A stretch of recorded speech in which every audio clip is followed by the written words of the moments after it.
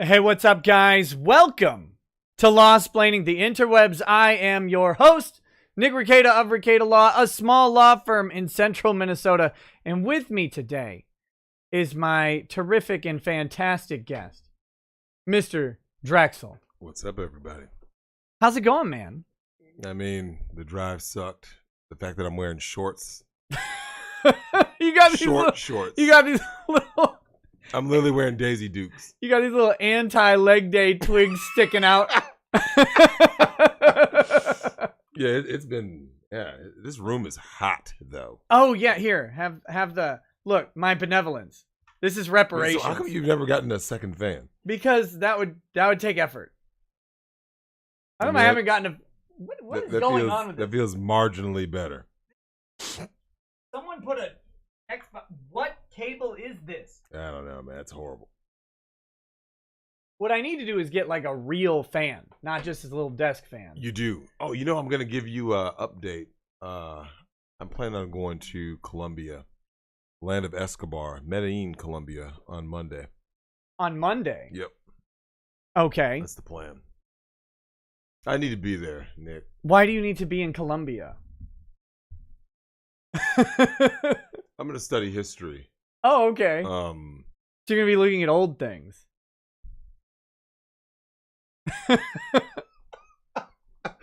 Look, man. I'm just saying. Pablo Escobar, right? Right. I want to be where he was at. So, anything in Colombia, sure. Count me in. All right. Eat some food. Chill out. Mm-hmm. Just going to eat some food, huh? I'm just going to eat and relax, man. That's all I'm going to say. Colombia's got a reputation to uphold. I think. I don't know. I do think they got some riots going on. Isn't that where Shakira's from? She Colombian? Yeah. Because when she did the duet with Wyclef, he said, you come from Colombia. You remember that song? I love that song. Come on. What's there not to like? I don't like that they use that little horn that came in the same way that it was used on like the Deja Vu song with Lord Tariq and Peter Guns. It's been used so often. You know what I'm saying? Like, you know, when you certain riffs get used over and over, so I'm kind of like Yeah, I'll have to re-listen to the song to remember to see it. I just like listening to Wyclef mumble through some Spanish. Yeah, I mean, he's Haitian, so I mean, yeah, he's and going New York, Miami, just going up the coast, going up 95. You'll pick up some things along the way. So so Colombia to study history, huh? That's nice. Pretty much it. You gonna get some thicker frame glasses and become a woman since you're studying history, or like is it real history or hipster history? I mean, it's a little of both. You know, anytime so here's how I do my travel. I want to go to a foreign country to learn the history. Like, you know how that meme goes? When women say they're going for history, they're just going for hedonism, right? Like when chicks say I'm well traveled. So wait a minute. Hold on though. I hear what you just said. Yep. I have understood and processed it. So now wait a minute. When you say you're going for history, you're not going for hedonism. Is that correct? Correct. Okay. Define hedonism. You know what I mean. Don't even lie to me. Look, man. I'm going to be... Do I look like a senator? You can't lie to me. Oh, my God. Hey, we were talking about that upstairs. What did you think of it? The whole confirmation hearings. I don't even know why they do it. You know the person's going to get appointed. Yeah, some of the Democrats were rightly pointing out that it's kind of a sham. I mean, I don't think it's what you make it, to me. Like, as a politician, they do not believe you. It's what you make it to me as a politician. So if you think it's a sham hearing, like, make it not a sham hearing. Correct. Like, just have a serious discussion. Try and find out why people shouldn't confirm her. Now, of course, none of them took that approach. What they did was they tried to say, she's going to overrule this, and this. They don't understand is that bolsters their enemies' resolve. Like, Correct. wait, so there's a chance that she's gonna go in there and overturn Roe v. Wade, and she's gonna overturn gay marriage. There's a lot of people who are like, oh, cool, I want that. And so if the Democrats are afraid of that, then I want to support the candidates who want this person in there. Yeah. By calling attention to it. And your own base, I would think, knows that the likelihood of her going in and them just straight out overturning Roe v. Wade is very unlikely. No, not gonna happen. And so, I mean, what bothered me is you have an opportunity to have intelligent discussion about it and about her fitness as in fitness and character is what you're really trying to assess, and her qualification. And instead, you went and senator after senator after senator attacked her motivation. It's like she didn't campaign to become the nominee. There's no process for like trying it. The president appoints you. They ask if you want to do it. You say yes or no, and then you go through the confirmation hearing. So like, there's not a motivation for her. Other people are motivated, but you can't attack her over that. Yeah, because you're doing, so the way it really works, that you're just doing your job, right? And then someone, in this case, the someone is the president, right? Is saying, like you said, they're giving you the offer. Right. It's sort of any other job offer, right? If you get offered a promotion, you can decline a promotion. Oh, yeah. But most people don't, right? They're like, oh, well, you want me to be the general manager. You want me to be the SVP. Like, whatever someone gives you that opportunity, most people take it. Like, oh, okay, higher pay grade, whatever. So I'm listening. It's so hot. Dude. Some air circulating. So you guys notice that Nick always says it's so hot in here, but like, I mean, there's no extra fans. There's no pretty girls with the leaf cloth thing just kind of waving over us. Yeah, where's that? I need some grapes. I was gonna say that too. Yeah, get the grapes fed to you individually, of course. But you said something else about the hearings. Our own senator, the renowned, the revered, the respected Amy Klobuchar. What? How dare you besmirch her good name? I think my allergies literally just got worse listening to her name. Yeah, I already told you about my sources have actually come across Amy Klobuchar, and they didn't speak very kindly of her at all. Not even a little bit. Because, people's public persona is usually different than their real selves. Which, Nick, one of the things that's funny, other than the fact that your fans think that you are a manlet, we are the same people off camera. Yeah. A lot of people don't know that. They're like, is this an act? Or is it because we don't have a persona? This is just us. Yeah. So, whereas, the people in political arenas, they pretend to be something, right? Yeah, there's not really any motivation for us to pretend to be anything. We're not trying to get votes. Yeah, it's like, here's the thing, Nick. I think certain people are incapable of cucking for votes. See what I'm saying? Like, like if someone's like, hey, Nick, I need you to support this. If you don't believe in it, and someone's like, but Nick, I'll give you money. I'll bribe you. No, I'm not good at it. I always, that's what when I got hired at Wells Fargo, like, in the interview, I'm like, is this a sales job? Because this kind of sounds like a sales job. No. And I said, let me just be clear. If you hire me for a sales job, I'm a bad salesman. I'm going to fail. I will not do well. Do not hire me if this is a sales job. Oh, well, no. This isn't sales. This is placing people into products that they need.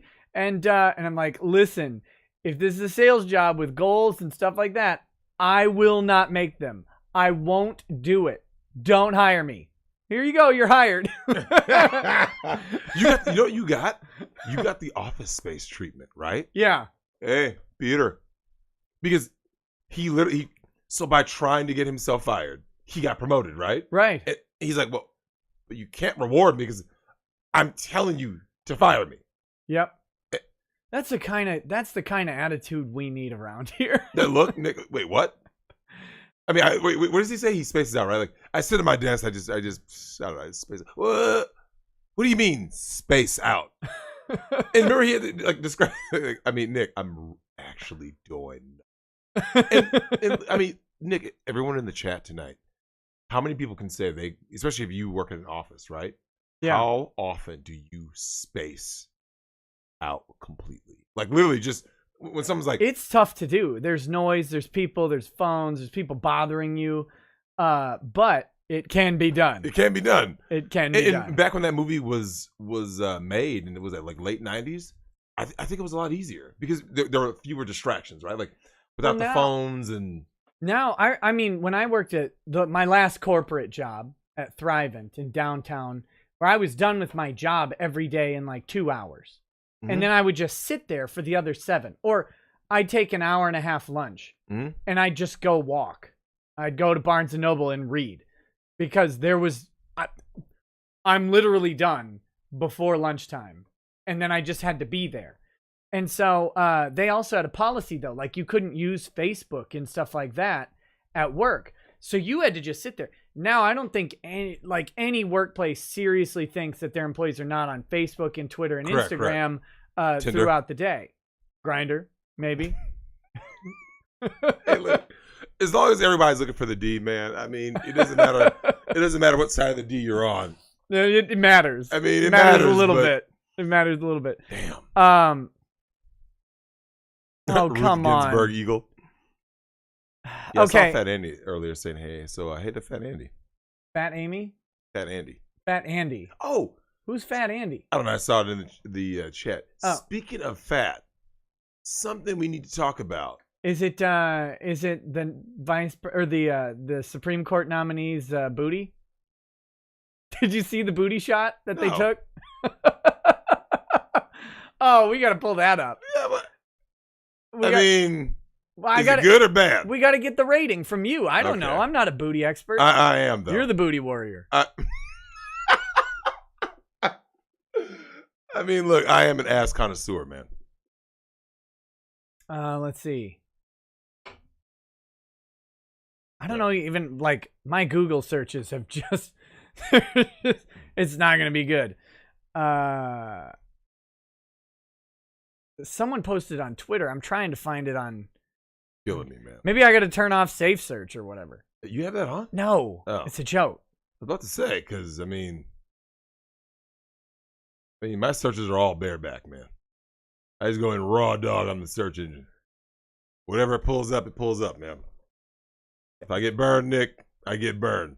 Is anybody in my Discord? Do they have a link? Killing me. I can't find it. That's all I want to see. They're suppressing the picture. Are they though? They want. If someone could put it in racket streaming, I'd really appreciate it. Oh man, you're killing me. You know what? So back to the issue of fat. The reason why I brought that up, Nick, is we have a serious problem, and I think I actually want to call attention to the women out there, because I've been telling them that these feminazis are against women, and women anything positive in women's lives, they're against it, right? Sorry, while you're doing that, I'm doing the Google searches, and you know how it has autofill? And so I tried to type in Amy Coney Barrett legs, and it had the suggestion legs, feet. There's always foot pics. But people have been typing in. There's always foot pics, man. Oh, okay, here we go. Someone sent it to me. Let me get it pulled up for us. All right, let's do this. Damn, I'm already done with this strawberry. It's hot. Fuck. We might need to go throw those in the. I think I'll make it. I downed a water. I think my portable battery is starting to go, Nick. You know when you first get them, that battery's strong, but like over time you're like, oh. Okay, let me. I've got the picture pulled up. I just need to feed it into the thing so the chat and you can see, so that everybody knows what's going on. We got to have full disclosure here. Little window. Someone talked about Sarah Palin. Sarah Palin. All right, here we go. We got to get She was attractive though. I mean, for her office. Yeah. All right. Here's the shot for you. I mean, how many kids did she got? 7. 2 are adopted. 2 are adopted. The black ones. Yeah. I mean, that's the story. So, okay, based on her profession. Yeah. And the fact that, she is wearing clothes, so, we don't really know. I mean, in terms of the dimples and everything else, it's cellulite. Just, okay, shape alone. Bring the picture back up. Yeah, 1 second. All right, just leave it up. Stop it. Stop it. I'm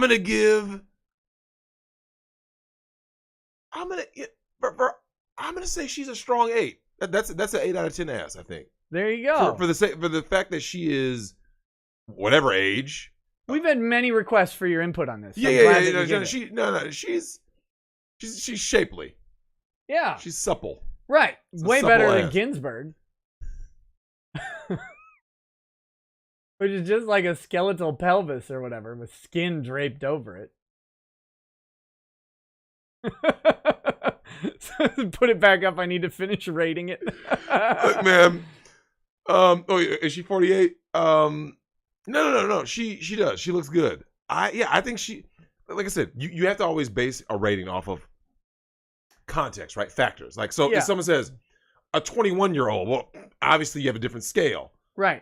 If she's 48, so a woman near 50, who's a judge? Because most judges aren't hot. No. Most of them are ugly men. They are. Yeah. Although, before my... Tell me about the attractive men judges that you're about to espouse upon. That's what I'm looking for.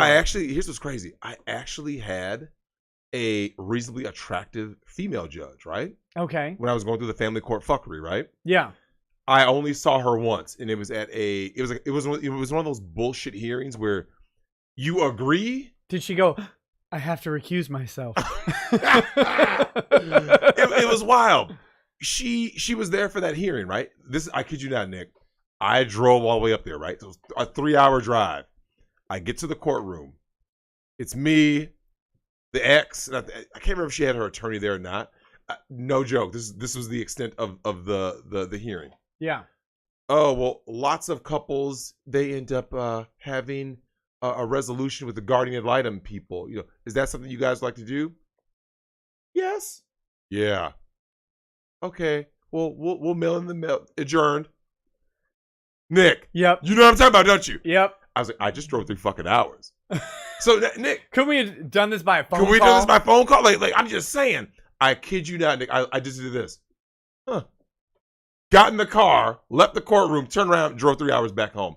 The whole time, I'm like, these fucking people. But speaking of fat, before we get to the super chats, yeah, shout out to all my ladies in the chat, because I want them to know that these feminazis have been selling you guys a bad bill of goods. Because Nick, Fat Amy from the Pitch Perfect movies, my girl, my Aussie girl, Rebel Wilson, right? Yeah, she's been losing a lot of weight. Oh, tons of it. Yeah.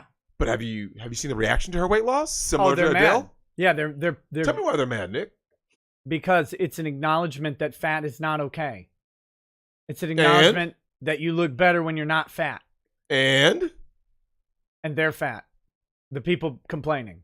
But what is she getting the fat, lonely, desperate feminist who's writing articles skinny shaming her are not getting? What is Rebel getting that she's not? Dick. And attention. Oh, okay. That's what it's all about. I mean, yeah. Because you saw her, she's with a hunky looking dude, right?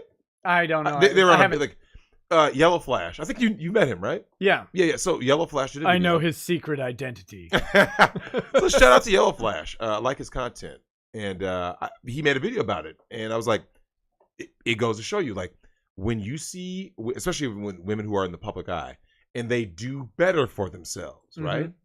They eat better, they work out, they start, they get better looking men. Like what happened to Adele? Adele got Simon Konecki, right?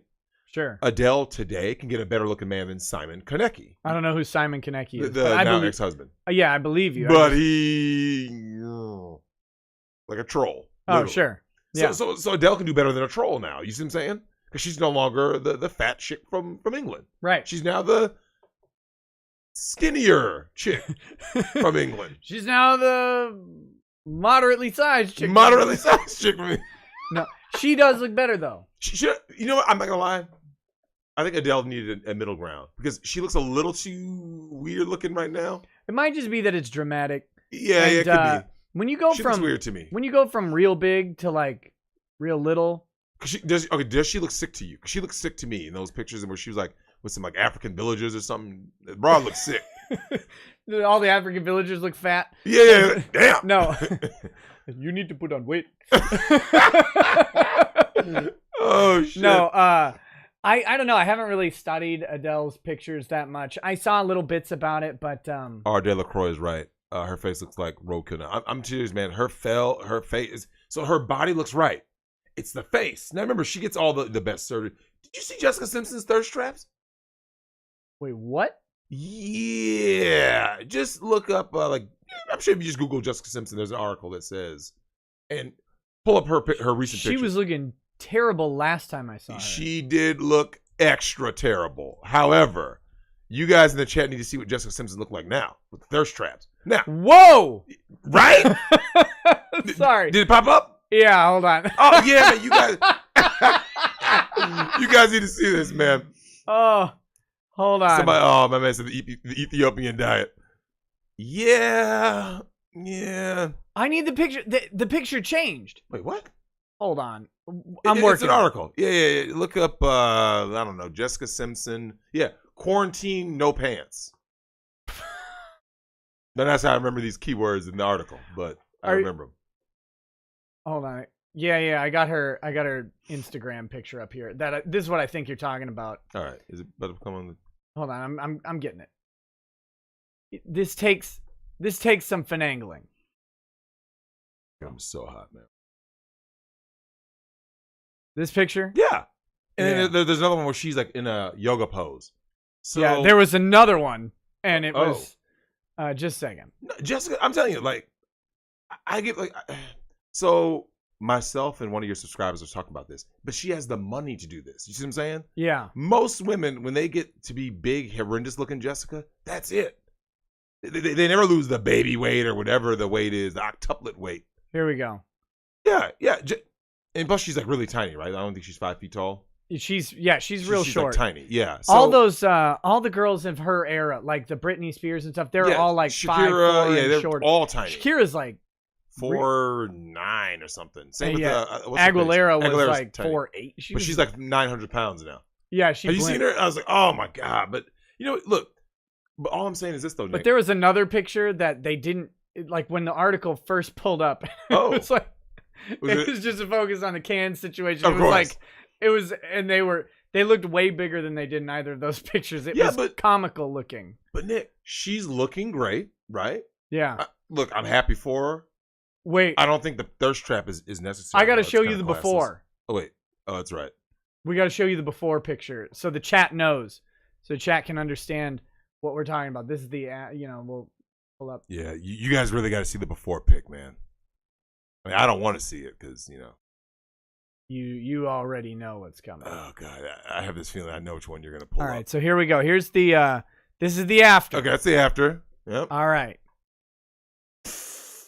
Whew. Ooh. That looks like Chris Farley in drag, man. It does. Damn, fam. Yeah. Look at the cans, though. I mean, like, here's the thing. You could... Okay, hold on. Let me try to imagine feature fucking. I could if there was another chick in the room. Like... Oh, so, Nick, I've told you about feature fucking in the past, right? Like, dudes can just be like, that ass, though. Them titties, though. So... Yeah, no, I don't know. Yeah. But when you literally look like Chris Farley in drag, it's like, ooh. Yeah, that was not a good look for her. Yeah, not a good look. But you know what? Congratulations to Jessica. Congratulations to Adele. Congratulations to Rebel Wilson. And men or women out there, Nick, who are like getting themselves healthier, right? Yeah. I just think that this is why I said this is like a message for the women out there. You ladies should really, really take note of this. That every time women are out there bettering themselves, Nick, that Australian woman, right? Who, gets up every morning, like 4 a.m, gets her husband coffee, blah, blah, blah. Oh, yeah. And she was getting shamed, right? Of course. They're always going after women who are winning as women. Yeah. As long as you're losing, body positivity. Yeah, she's so strong and empowered. But as soon as a woman, like, loses weight, gets herself a good man, wants to get married, we need to talk about that Jeannie Mai situation with Jeezy. Talk about I'm submitting to my husband. And, of course, you already know who came out of the woodwork hating Nick. When women say they're submitting to a husband, you already know who's coming out of the woodwork. Yeah, everybody. All the feminazis, right? Yeah. And the simps. So there's a guy who sent in a couple chats that needs to go. So Go ahead. I'm gonna read his first real quick. And Wants me to. God damn it. I was simping in the office late one night when my eyes beheld an eerie sight, for my lungs from my chest began to rise, and suddenly, to my surprise, he did the coof. He did the West Nile coof. The West Nile coof. It was a wheezing smash. He did the West Nile coof. It caught on in a flash. Did the West Nile coof. He did the West Nile coof. Godspeed. So, thank you, Phoenix Aurum, for doing that. I think. Thank you for doing that. Yeah, you think. But that was that. Let's see. The Dragon's Treasure says, sing a duet of Kermit and VR Tuber Chan, song of your choice, at least 30 seconds, while looking Drexel straight in the eyes the whole time. This moment has been brought to you by the Dragon's Treasure. Now buy my tea. No.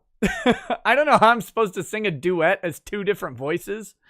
But no, I'm not gonna do that. That sounds terrible. Fac Uniga says, Drex, I want you on the next presidential debate stream. My favorite streams are the ones where you and Ty make passionate love while Nick sits in the corner with the super chat tray.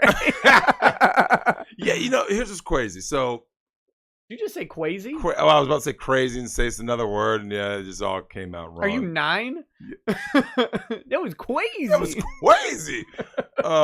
You know what though? Do you know when you do start developing speech impediments? Is strip clubs and swing clubs. Oh. Dudes start speaking in tongues. Just what? You see that ass, bro? I mean, now, Nick, I don't like to say that there are guys out there. How many dudes are you talking to in strip clubs? Well, you hear them.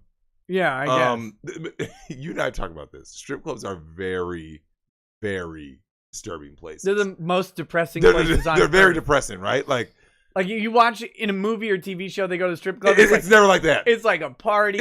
There's champagne just squirting all over the place. What's it doing?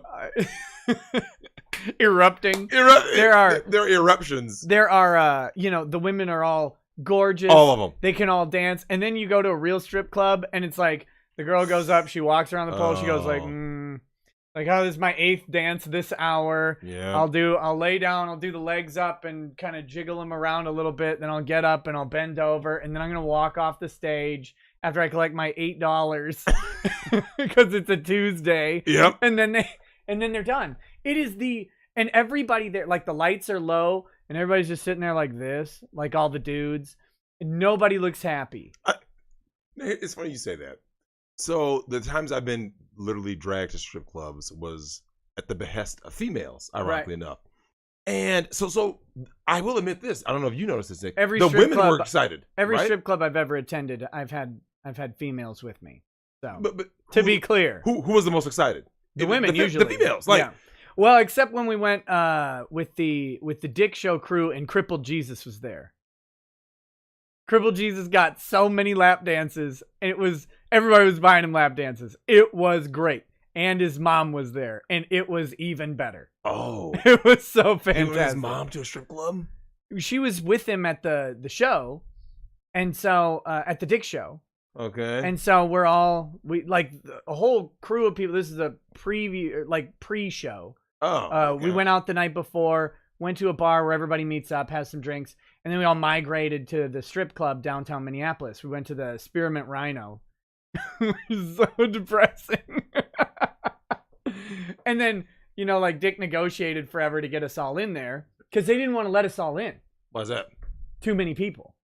There's like how big that club is. I mean, it's small. It's not big. Yeah. But I mean, there was plenty of room for us. It was just like, we had like 50 people. But you still. We tried to go into the Seville because we were right next to the Seville. Yeah. At O'Donovan's or whatever, the Irish pub that's right next to the Seville. What was what was the day you guys went? It was like a weekend, I'm assuming. Probably so there's already some people. Yeah, it would have been a Friday. Okay, yeah, then it would have been busy. Yeah, the Seville, they're like, we're not taking in this many people. Yep. And then so we went. I think they called Deja Vu, and they were like, no, we're not going to take in that many people. It's like, well, let's try the Spearmint Rhino. I hear that's where the depressed people go. So we went over there, and we did get in. And then, Crippled Jesus in his wheelchair, and like people were just buying him lap dances like crazy. His mom's just sitting there watching. We were sitting by her talking. She was cool, but it was pretty funny. There's lots of places I can't go with my mom. Well, I told you that my mom has never really looked at me the same after she found the pictures. Wait, what? I told you that, right? No, I'm sorry. Can you repeat what you just said? Yeah, so nothing has been the same with my mom and I ever since she saw the pictures, right? What pictures? The pictures. I haven't seen the pictures, thank God. No, you didn't see them. So I don't know what pictures you're talking about. So this would have been 2006, right? Okay. So 06. Mm-hmm. That's what I told you. That's why I told you in the chat. I don't remember this story, but well, I'm listening. She flew up and she wanted to use the computer. Yeah. And all my pictures were stored, the naughty pictures. The pictures were stored in my documents, not my pictures. Uh-oh. So when she said she needed to use the computer, I'm assuming like, okay, whatever she's using it for. Oh, well, because no one's going to write, like, hey, Nick, I use your computer. I got to type a Word document, right? Mm-hmm. So she goes in there and uses the computer while I'm in the kitchen.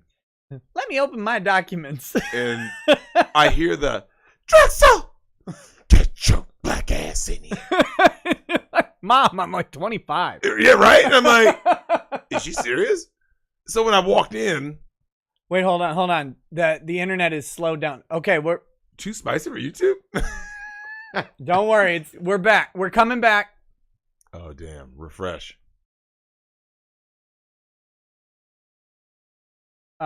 Stream stutter. How does that happen? Something on the upload side. I don't know. It could be my internet, or it could be on the YouTube side. Now, I have heard there's this recurring theme that every time I show up, something bad happens. Look, I'm just saying, Susan might be racist. Wait, now you didn't tell the chat what I was relaying to you upstairs about your subscribers. I would smash Susan in a heartbeat. No hesitation. You'd take one for humanity. I would take one for all the men out there who are anti-censorship. Would you take two for it? I mean, I'd smash her and her sister. No, but I'd smash Susan. Yeah, for Nick to end censorship, absolutely. Wait, there are pictures of crippled Jesus getting a lap dance? Oh shit! No. Oh damn. Miss Glow, where? Can you send me a link? God, it was great. Damn. Yeah, Susan. Yeah, I would like. So Nick, if smashing Susan meant that there, the all the deplatforming would end, all that, absolutely, I'd take one for the team. Okay, so but back to your mom finding your trove of pictures. Bullshit. So she finds the pics. I come in there, and I'll never forget because it's a picture that clearly you couldn't see me, right? And so she says, what is this? Didn't even break stride, Nick. I was like, my brother probably went, downloaded something, and she clicks next image. Uh-oh. You immediately blame your brother. Immediately. Nick, I didn't even hesitate. Well, I blamed him when I shit in the tub as a kid. I told you that, right? I wanted to feel the sensation of taking a dump in the bathtub, so when I took a dump, when my dad yelled at me, I blamed it on my brother, but he wasn't there, so the car was pulling up. Yeah. So it clearly couldn't have been him, and I got my ass. It was the second worst ass whooping I ever got after almost burning the house down. But no, so my mom sees the pictures. And when she clicked next image, Nick, it was clearly me. Yeah. It was literally. And so she sees me, and I'm like, so Nick, have you ever been so ashamed and embarrassed you don't even you just go like this and respond? You just. So I lowered my head. You like go in the corner like Blair Witch, just that's maybe what it was. I look like my man at the end of Blair Witch. I just lowered my head in shame, and so she gets up going. She goes, "Just get it off of there." And clearly, so like I said, this was 2006. This was the very last time I had a desktop. Because who had desktops after like what? I mean, unless you're like a gamer, unless you're a gamer doing a YouTube channel. I mean, no one had a desktop after about 2008 or 10. But yeah, it was terrible, man. So yeah, it hasn't been right with my mom ever since then. Like, so my mom used to say certain comments when she would see something, right? Like, let's say, okay, I'll give you an example. The Vikings love boat, right? Remember the whole love boat scandal? There would have been a time where my mom would have said something like this, like, what kind of a sick individual? These guys are so sick, and they're just degenerates. But ever since she saw the pictures, it's just like... Because now it's like you can't ever really live it down that you were, smashing these chicks. Yeah. And well, I mean, I told her, I was like, Mom, at least I ain't gay. I mean, what do you want me to say? I mean, he's like, I don't know that. I haven't hit next picture yet. Yeah, right. But it just, I don't know, man. I was like, I just here's the thing, Nick. And this is something that women do in general. This whole they gotta play detective. Yeah. Why can't you just go use the computer for whatever you're gonna use it for? Right. You know what I'm saying? Like why do you have to go? You gotta use the computer, and then you use it, and then you start looking for something. Yeah, what are you clicking on anything else? Why would you, Nick? If I was like, hey Nick, can I use your computer real quick? I need you to do blank. I need to print out a document or something. Dudes don't use your computer for another reason, right? It's just like, yeah, I'm gonna do it for this. Done. Yeah. Yeah, it was fucked up. No, that was cold and rude of her. Yeah, to go snooping through your personal stuff. Why did you have them in my documents? Well, so at the time, you know what? I didn't even have a there was no password on the computer. No. So this is in the era where you say administrator, right? You click and it just opens up the computer. Right. Ever since that day, I always had a guest account. Yeah. Like, hey, Drex, I need to use the guest account. Fucking assholes, man. So yeah, that was that. That shit sucked. Oh man. But back to the super chats. No, next time I see your mom, I'm gonna start bringing up cases and stuff. It was so bad, man. I mean, can you believe those Vikings on the cruise ship? I mean, that was ridiculous. It was horrible. You know what happened with that? We should talk about the lawsuit fallout that came from that. I'm gonna do that. That'll be fun. Her reaction will be priceless. I promise. Like you see these men out there just sleeping around like crazy, just banging random thoughts. Bad Vibe says Drexel. The insanity is starting in rural Oregon. I am seeing dudes with 4+ baby mamas, meaning that the possibility of one of half siblings hooking up in 10 to 15 years is going to be a thing. Mm-hmm. Yeah. Yeah. Well, the black community is basically retarded because of that. Like, literally retarded. You have a bunch of inbreeding and crossbreeding because you have basically feminism won completely in the black community. So what you have, Nick, is 52% of black men never have kids, right? Sure. So the women are having babies by the same dude. That's why the guys like Future, Sean Kemp, and stuff having 38 kids. Okay. They're having all these kids. So all these women are having babies by the same dude, right? Yeah. Terrell Owens, one of my very favorite receivers ever, tried to date his own cousin because he didn't know it was half sister. He didn't know that because, of course, if your dad is out there banging chicks in the neighborhood, yeah. So he was like, "Oh, hey, I saw a pretty girl. I tried to talk to her." They're like, "Yeah, you can't date her." And then that was the plot of that Chris Klein movie. Which one? What's the worst that could happen? Really? He tries to hook up with Heather Graham, and then there's the whole story is them finding out that they're siblings, but then maybe they're not, and then it's really a funny movie. It's good. Ooh. It's good. What's the worst that could happen? If there's a chance, the answer is always no. Because I don't want retarded mutant frog babies. It was too late. They had already, no. Yeah, and then they found out later. Oh, you got to watch it sometime. I do. It's funny movie. I remember when it came out. I hate him in American Pie, but he's good in this. Mm-hmm. I didn't like the way they did it in American. So sensitive. Yeah, they made Oz. He was a cuck. Yeah, he was just. Yeah. But though, we can kind of. But of course, he was going after that one chick with. I mean, her forehead is way too tall. Got a lot on her mind, man. Someone photoshopped that forehead in real life. Stretch and expand. 150%. So what is her name? Mina Savari. Yeah, and she was an American Beauty. Yeah, and she Kevin Spacey's after her. And I mean, I guess you could do better. Well, hold on. Now, me personally, I would have taken Annette Bening over Mina Savari. Yeah, I think so too. I would have taken the cougar over the young chick because, like I said, yeah, but he already had the cougar, and he was not happy with it. He was not happy. However, Thora Birch does have mighty big jugglies. Who's Thora Birch? That was the daughter. Remember? Oh yeah, the daughter, yeah. and then that was the daughter's friend. Right. Thora Birch always just had that huh. Yeah. Wait, was the her, real estate king. He was planting the flag though. Hey man, he was God tier. He was God tier, man. He was getting in him. Oh. Yeah, definitely. God, I love that movie. Yeah. So I'm at Didn't deserve the Oscar though. Matrix was a better movie, man. no, Matrix was a better movie until Matrix 2 came out. So I retroactively agree with the Oscars. No, so I'm our homeschool. Did I see that with you? Matrix. Reloaded? Matrix Reloaded, maybe. Yeah. I saw Matrix. I know who you saw the first one with. And he ruined it. He ruined the whole movie. I was like, you shut your mouth. Just Well, shut up. My man ruined the movie part 1 for me when he does the whole like, yeah, guys, we gotta go.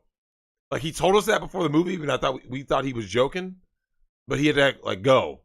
And it was something stupid like dinner with the family or something. Like you don't do dinner with your family when you're watching The Matrix. No, you just stay. Yeah, you just watch The Matrix. You just watch The Matrix. You're like, yeah, I'm sorry, I'm late. But yeah. no, what a time, man.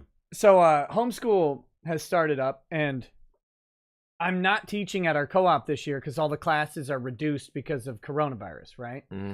So, but I still have to help out. So I'm helping out in the public speaking class. I don't know why. And I'm like the helper. And so she asks the teacher asks all the kids to just stand up. And these kids are like 12, 13 at oldest. Okay, so they're pretty young. And they're supposed to stand up, say their favorite movie, and why it's their favorite movie. Just like a 2-minute talk. But it was the first day, and the idea is get them up and start speaking. Yeah, speaking right? and all that. So then she goes through all the kids, and then she goes through like all the adults, and she gets to me, and she's like, "What about you?" I'm like, "Well, my favorite movie is American Beauty," which I realize now that none of you are allowed to watch at all, ever. Our kids are all 12. Of course. And I'm explaining about how because it's a study on the existential crisis of realizing that everything in life is horrible until you decide to stop caring, and then it's better, but ultimately leads to destruction. Yep. Yeah, don't watch this movie. Don't watch the movie, man. Don't watch the movie. Trying to explain. You know what's crazy is that the crippling reality of adulthood to these poor little kids. Well, you know what though? Okay, so before anyone ever used terms like red pill, yeah. So American Beauty was basically like that era's modern version of Robert Redford's Ordinary People back in 1980, right? Which did not deserve to win the Oscar over Raging Bull, of course, but it did because reasons. But Nick, you look at that movie and it's like a lot of what notice Annette Bening's actions after Kevin Spacey stopped caring. Mm-hmm. Like once he just goes, I'm good. Remember because he got was he like a fry cook, and she's like, well, what are you doing? Like when he stopped caring, she started caring. Mm-hmm. Okay, yeah. As long as he cared, because he cared more about her, and she didn't respect him. He had no respect in the house. None. Zero. That was the whole point. He's sitting there and they're listening to Vivaldi or whatever. And he's like, we're going to listen. When he finally stops, picks up the asparagus or whatever and broccoli and just throws it on the wall. Yep. He's like, shut up. We are going to have different music play every day. It was it was great. I love that. I know it's a meme to not like that movie. Is it? There's a lot of people who don't like it for whatever reason. Why is that? Here's the thing. Every time you watch American Beauty, you notice something a little bit different, a little bit better. And that's what makes it good, is that you can, as you grow and change, you can go back and see different stuff into it. And Kevin Spacey's character is so good. He was. Do you know what his character really reminds me of? Who? There was a Powerpuff Girls episode. And the dude, he becomes a villain, right? I think the whole family becomes villains. And his name was Harold. And the beginning of the episode shows him. So you know how cartoons do. It's the same body, just sitting there, right? And the background scenery keeps changing, right? So every morning his wife is just this endless montage. Goes, you'll never guess what's for breakfast? Pancakes. And he just has that face like, Nick, work, everything. And he eventually snaps. I remember that. You remember this episode, yeah. And he just snaps, and eventually he becomes a supervillain. It's like, but of course that's who becomes a villain. Everyone has a breaking point. And when Kevin Spacey finally reached that breaking point, because that's when the movie really takes hold, right? It's like you see the day in the life, right? Like most movies have that day in the life opening, but once he gets to that point and just snaps, all of a sudden the movie just veers off from there. Yeah. And like you said, look how complicated everything got, right? So long as he would have just stayed on the no respect, no nothing, just basically just dying and so he was literally, Nick. He was a This vessel. is me jerking off in the shower. This His will life's- be the high point of my day. It's like, oh man. It was so, like Nick. I didn't know how true that movie was until like now. It's my birthday. It's my birthday 2 weeks from tomorrow. So Docs. yeah, right. And so I got a birthday coming up, and it's like we're at that age now where like we start to see, and we have seen people of certain age. Because remember, he was at the like mid 40s, Yep. early 50s age where you start to really see. Remember, Nick, when we were growing up, we heard the term midlife crisis. To a 14-year-old, that didn't really make sense, right? Like, what the hell do you mean a midlife crisis? What is that supposed to be? And we saw American Beauty. We're kind of like, is this what a midlife crisis looks like? Of a person just snapping? And here we are, Nick, approaching our own birthdays now, and as we get closer to 40.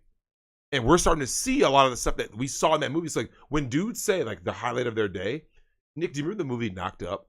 When he talks about like the highlight of his life basically was like going to fantasy football, going to watch Spider-Man alone in a theater, right? I want to watch Spider-Man. And Leslie Mann makes a great like crazy bitchy wife girl. You know what I'm saying? But you can just see it on his face, right? Like there's like this like look of like defeat, like yeah. It's fucked up, man. Yeah, that's why I like the movie. It just shows That's the highlight. That's his highlight. it's the highlight of every day. Every day when someone says, "I want you." My man was so dead inside. He's just sitting there in bed with his wife, just jerking off right next to her, and she catches him, and she's like, "Gross." Like how depressing is that? It's the saddest. Oh God. Honestly, that's worse because going in the shower, women go in the shower, do whatever. Also, right? Yeah. That's just bad. I think being next to your spouse, going While she's like reading a magazine. she's reading. But and then, I need to rewatch that movie now. yeah, There was a level of depression, and Nick, it's hard to encompass in just like. Nick, That's why you got to watch it like multiple times because it's. he was so disengaged though. Like he was truly dead. Like when someone says, "What does dead inside mean?" Just watch American Beauty. But so like, okay, you What's think his name? of Was this, his name Lester? I think that was his name in the movie. it was something just sad. Oh no, I'm not 40 yet. Crotch. No, I'll turn 38. No, not dead yet. Nick is older than me. Yeah, I'll hit 39 in a couple months. Bastard. But no, so like, yeah, when he's like, you got to picture the scene here. He's there in bed and he's like, I'm just gonna bust one out right He here. did a Louis C.K. While she's like reading a real estate magazine. Or Yeah. something just completely worthless. And then she sees him and the disgust on her face. It was palpable. It's like, It was palpable. and then they have their little argument. And she's like, oh, you think you're the only one who's sexually frustrated? He's like, well, come on, I'm ready. Like, I'm ready to go. And she's just like, ugh. And it's like, oh, his life was terrible. Just terrible. Here's the thing. Before he makes that veer off, right? Drex looks great for 60. but so Nick, in that movie, if we were to go back before he finally veers off, right? Yeah. Can you think of any aspect of his life that you would say like this is a positive, like anything, like this, like a tiny little, like there's a win here? No, he hated everything. He hated life itself. Yep. So when he goes to smoke with like the weird kid, right? No, the plastic bag scene isn't profound. That's the good part of the movie, is that the plastic bag scene is garbage. Mm-hmm. And none of the characters in that movie are really redeemable, except kind of him.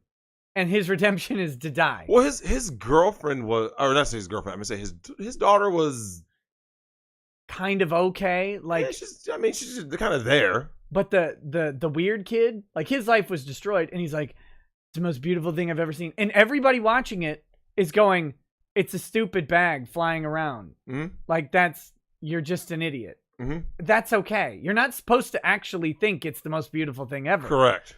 But it kind of goes to show you his frame of mind, right? Yeah. The fact that a kid who's 17 years old-ish, you know what I'm saying? Yeah. If one of the most fascinating things he can find in his life is a fucking plastic bag just twirling around with some leaves. Like, bro, your life sucks. And so Nick, when we saw the movie, that's what I took it as. I'm like, he's like, this is so profound. And like, she's like watching the video with him, right? I was kind of like, but at this age, you should be, like enjoying life. And so, dude, his life sucked. Yeah, it was kind of funny that he and Lester ended up, building a friendship. Oh, the kids, yeah. Yeah, the kid with the dad. Yeah. Right. Yeah. Well, that's probably enough American Beauty talk for now. I like that movie. I know. It's great. I got to rewatch that, man. Yeah. You got all these damn super chats, man. At Zuma says, Nick, shill the GoFundMe. It's been too long. The grifting levels have hit an all-time low. No, I've talked about it outside of like specific Vic content. I'm not super inclined to shill the GoFundMe until after the appeals come back, like whatever the result is. Because I don't want, I don't want people putting money based on my recommendation into the thing if the case is going to wrap up. It is obviously still helpful to Vic. I don't know the status of the legal fees or anything like that, but it is helpful. So you can go ahead and do it, and all of the donations are appreciated, of course. But I'm not like out here to keep bringing up Vic's GoFundMe unless there's Vic stuff going on. And right now there's really not. We're just kind of waiting. You know what's wild? Now, you're a lawyer. I've been in court on the other side.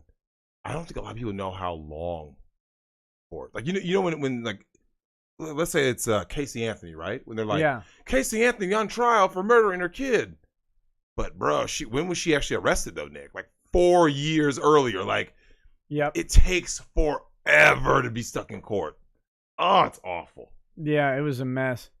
FNAS96 says, Nick, thank you from literally the other side of the world for accompanying my lunch hour. Love listening to your show. Also, hi, Drex. Hey, what's up? Hey, hope things are going well over there. Are you in? It's PHP. Is that Philippines currency? If you are, or if you're not, I hope you have a good day. Synac8 says, Nick, Drex, and Ty on the next presidential debate. We'll see.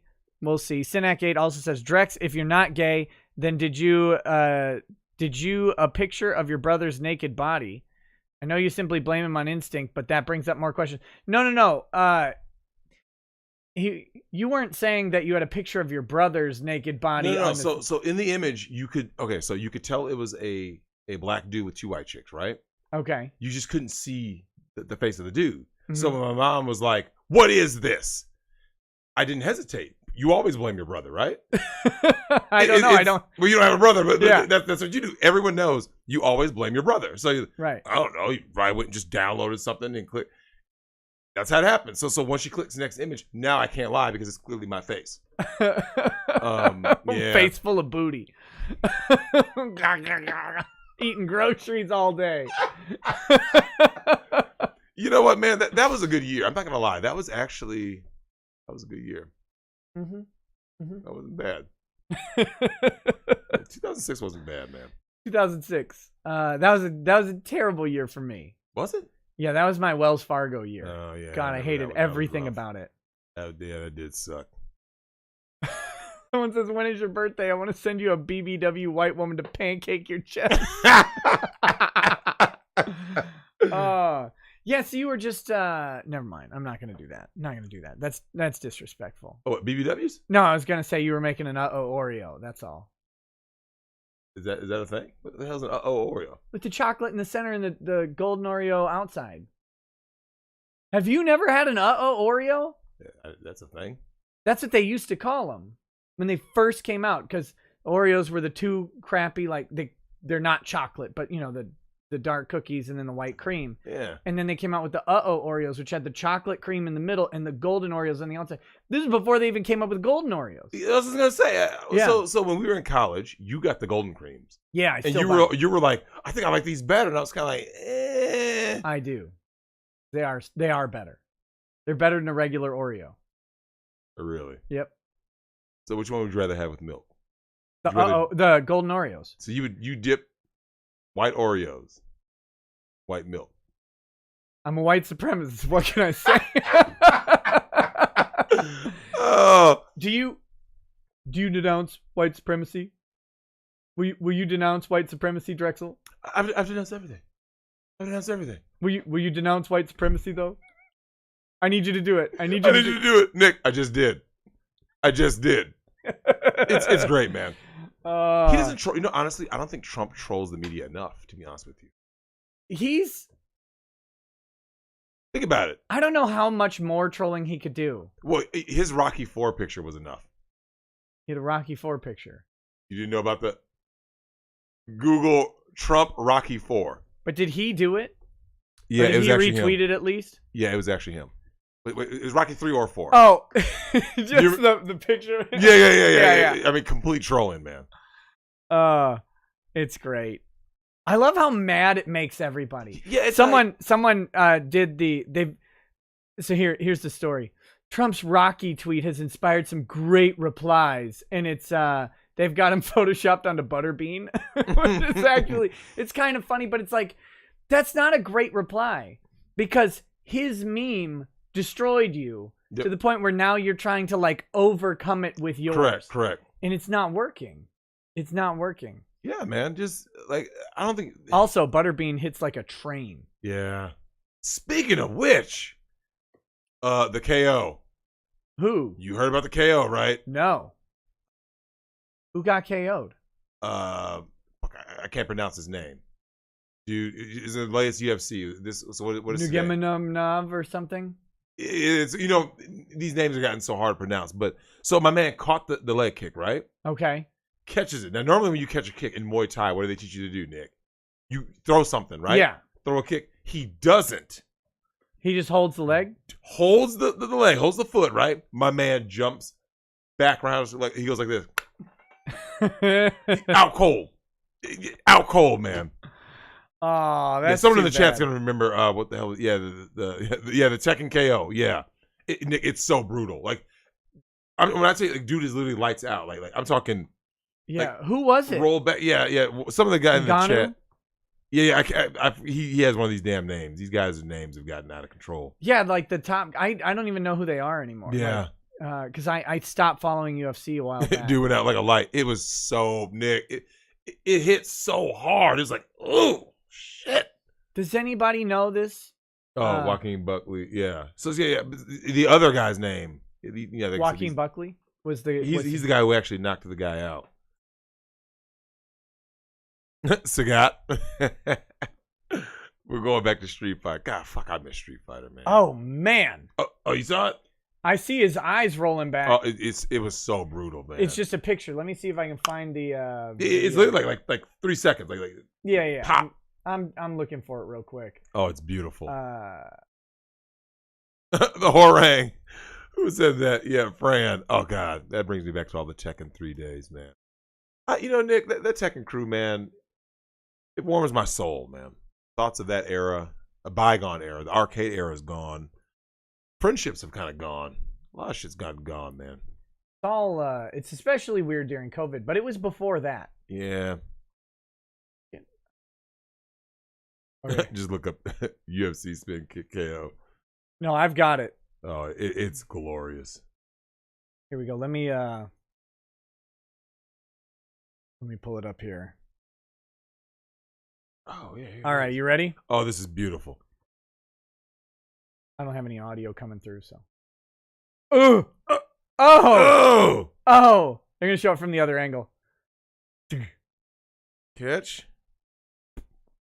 You see that? Oh! Not good. Well, when you catch, why would you lean in? I don't know. Especially when he turns like that. He turns. I guess he thinks he's going to pursue and take his back. Well, maybe a spinning back fist, but even then, he kept his head up. Yeah, it was horrible. You catch that, you better be throwing a kick, throwing a punch, or moving in for a shoot. Something. You can go for that. You can go ahead and clip him. You can go in for the take net. Like, there's so many options you have. Like, so Nick, of all the options he could have come in with, the worst option is what he did, right? Leaning in, head up, chin up. Like, yeah. And your one arm is down, your one arm is down, holding the other leg. Like, yeah, not good. Man. Yeah, careless mistake. I mean, still, obviously, these guys are world-class athletes. They're great fighters, but that's all it takes is one careless mistake. Yeah. That's it. That's actually the interesting nature of UFC now, is everybody is at UFC level. Correct. They're at the highest level of sport. Yep. They're all good. Yep. I mean, they would tear up your average person in a heartbeat. It wouldn't even be a chance. But when they're War Machine. When they're all at that level of fighter, it's the mistake that loses the match. Yep. Someone gets caught with a hook and they just well, they fold up. I mean, yeah. Do you remember when Jose Aldo fought Conor McGregor? And I didn't watch it. There was all this hype because they were going a whole lot of back and forth, right? The fight lasted 13 seconds. He once again leaned in and done. And that was the first loss in like a decade. For who? For Aldo. For Jose Aldo. Okay. Yeah. He just goes down. Like, you're like, oh, like, damn, that was it? Yeah. It was after Weidman's face got rearranged by Luke Rockhold. Nick, rearranged. I was like, oh. It was brutal, man. Luke should have just broken his leg on Weidman's leg. Then that way he could have won. What did you think of that Silva leg break? Because that was one of the worst things ever. The worst part is when he tries to put his foot down. You saw it, and you're like, because he doesn't even realize at the time. He kind of, and then he just falls back. Thankfully, falls back. Yeah. If he steps on that leg, Nick, he puts that foot down. That shin bone, that bone pops through the skin. You're done. Yeah. You got to keep it. It was almost a career ender, didn't he? He came back not too long ago. Really, but he's much older now too. He's in his 40s, but yeah. That oh god, that was so nasty. The Big Red Bear says, "I'm super excited for the Biden administration, if only to watch them pretend to be left wing while doing nothing for 4 years, while blaming the Russians for everything that goes wrong. USA still doing a USSR 1992 impression." Pretty much. Yeah. We'll see. It's gone full commie. It's gone full commie, man. What, the USA? Yeah, in a lot of ways. Well, I was talking to Big Hurt before this, and he was saying, California's gotten so desperate, Nick. They're offering people the first month's rent free. In California? Did you see? He's moving though. He's moving. Was it? Where were we in October? I think he's moving December 1st. I think he said. Did you see the thing with U-Haul prices? No, what happened? U-Hauls out of California cost 4 times to 10 times as much as the same U-Haul to go back. So like if you want to take a U-Haul from like San Francisco to I don't know, I don't remember the examples, but let's say the expensive one was like Dallas. San Francisco to Dallas would cost like $6,000 to rent the U-Haul, but to go from Dallas to San Francisco is like $1,400. Of course. And that was one of the better exchange rates. One of them, it was 10 times as much to leave California as it was to go back. I told you guys, man, it's a fucking exodus, Nick. Yeah. New York is the same way. An exodus. You go to these places and you realize how shitty they are. You go, are you guys serious, man? Yeah. You can't. You heard Governor Gavin Newsom, the Super Cup. Let's talk about. Check this out, Nick. Put on a mask between bites. Yeah, between bites of food. I want you to imagine how. Imagine, Nick, we're out eating. You got a burrito. Take a bite. You're chewing. Mask up. You got like guacamole and shit all over. And then you're like, oh, hold on, let me take this off. Another bite. Put it. Nick, that doesn't even make sense. Eat some ribs. Inside of your mask. One rib. Inside of your mask. Never mind. That's a gross joke. Well, I'm not going to say that. You know what the thing is, though? What? You think about what kind of bacteria could you get from having, and they talked about that, right? Keeping these masks on your face. These people can't be this stupid, man. Yeah, I don't know.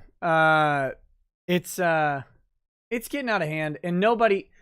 My problem is this. I've said this a couple times, but I can't trust anybody on like giving me guidance. One, because it's politicized, and two, because I haven't seen anything demonstrating they actually know what they're talking about. Nope. Like they're just that's why it keeps changing, right? They're making it up as they go, which is fine. I just wish they didn't act like they knew. Right. Like, oh, of course we know how to handle this. No, you don't. You're terrible at it. Correct. Well, you know what I don't like though? I think the only thing worse than not being able to is accusing someone else that they've handled it improperly, right? Mm-hmm. Because Biden and the left in general. Like I said, it doesn't matter if you're a Trump guy or not, but like I don't like the idea of bashing someone's response to something. But it's like, so what would you have done? And then they did it at the debate. They do it, and he lays it out. And it's like that's what they're doing. Like, what's your plan? Oh, we're gonna follow the science, and we're gonna do lockdowns, and we're gonna work on a vaccine. I'm like, so what's different about that plan? It's the same. Like, I don't like the politicization of a lot of this stuff. And it's like, where's that gotten you though? You know what I'm saying? Like, it didn't get anyone anywhere. So yeah, whatever, man. Yeah. As people mass exodus out of your place, it is what it is. Big Red Bear says it's not communism. It's entrenched interests that's the problem. Too many people who have too much to say, or have too much say, are in markets that should be allowed to fail. This happens in every system, capitalist or otherwise, over time. That part is true. I believe so. Yeah. Well, I think nothing is really sustainable so we have a debt-based economy, right? That's why when it comes to purchasing power, Nick, sure, they always want. If you walk into a store right now, let's say you want to go buy a new house, right? Right. They don't want you to be like this. Yeah, all right, yeah, let's close on this and like this. Yeah, here's the money. No. They don't want that. They want you to be in debt. Yeah, they don't. You used to get like a good deal paying cash for a car. Now they want the loan is a better deal for the dealership. That's right. They don't want you to pay cash for a car. Yep. It's a debt basically. Every chance they get, they're trying to put you in debt. Hey Nick, we got payment options. You ever notice that? No matter what you buy, there's always a payment option, right? Yep. You can finance that. Finance it. They want people to be in debt forever. What do you have to pay now? Back in the day, you had to pay 10% on your credit, right? It is now 1%. That's where the idea of the minimum comes from. People go, where did this come from? To keep you in debt. They want to keep you in debt forever. College loans, Nick. These college loans have gotten so out of control, and these interest rates on these loans. When these kids sign it, hell, I'm independent now because I'm 18. Did you really read that shit? I like, there's a comedian, John Mulaney. He's very liberal. I know. He's funny. Yeah, your dad told me about that guy. Yeah, he's funny, and he's mostly not political. When he is, he's left, but that's okay. His bit about college is, first thing, he's like, why do we go to college? And until we can answer that question, we need to stop. Yep. But then he's like, I gave my college he was talking about getting a thing in the mail asking to give like more money to the college. He's like, I gave you $120,000. And when I agreed to this, I was 17 and there wasn't a parent there. That's not even legal. And that's how these it's predatory. He's being hyperbolic, but that's how this stuff happens. These colleges, they get these kids applying for colleges when they're 17 years old, when they're juniors, and they're locking in this stuff. And a 17-year-old doesn't have any concept that, look, if you get into Harvard, you're going to be paying $80,000 a year for 4 years. But can you do that? Minimum 4. You know what I'm saying? Depending on what you like.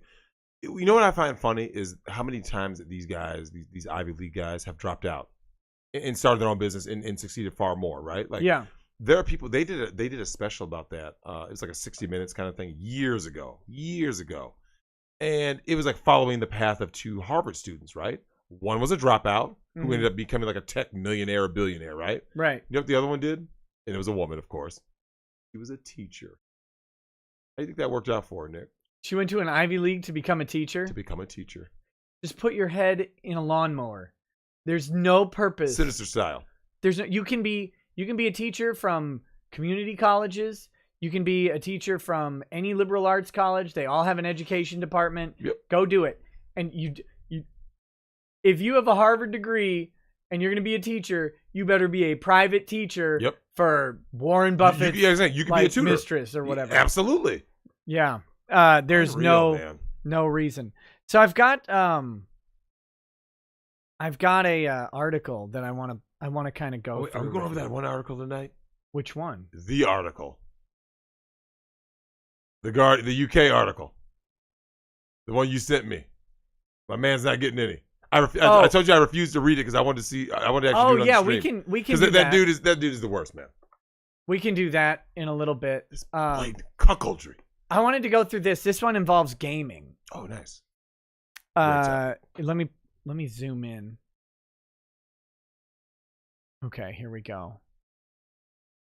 Electronic Arts teams up with the ADL to enforce social justice in gaming. All right. The Defamation League. Yeah. Yep. There it is. Now, this is from the Post Millennial, which I think is kind of right-leaning, I'm guessing. But the games industry is being pushed by Germany and Electronic Arts in a direction that, bless you, if successful, would mean the mass deplatforming of right-wingers and free speech in gaming.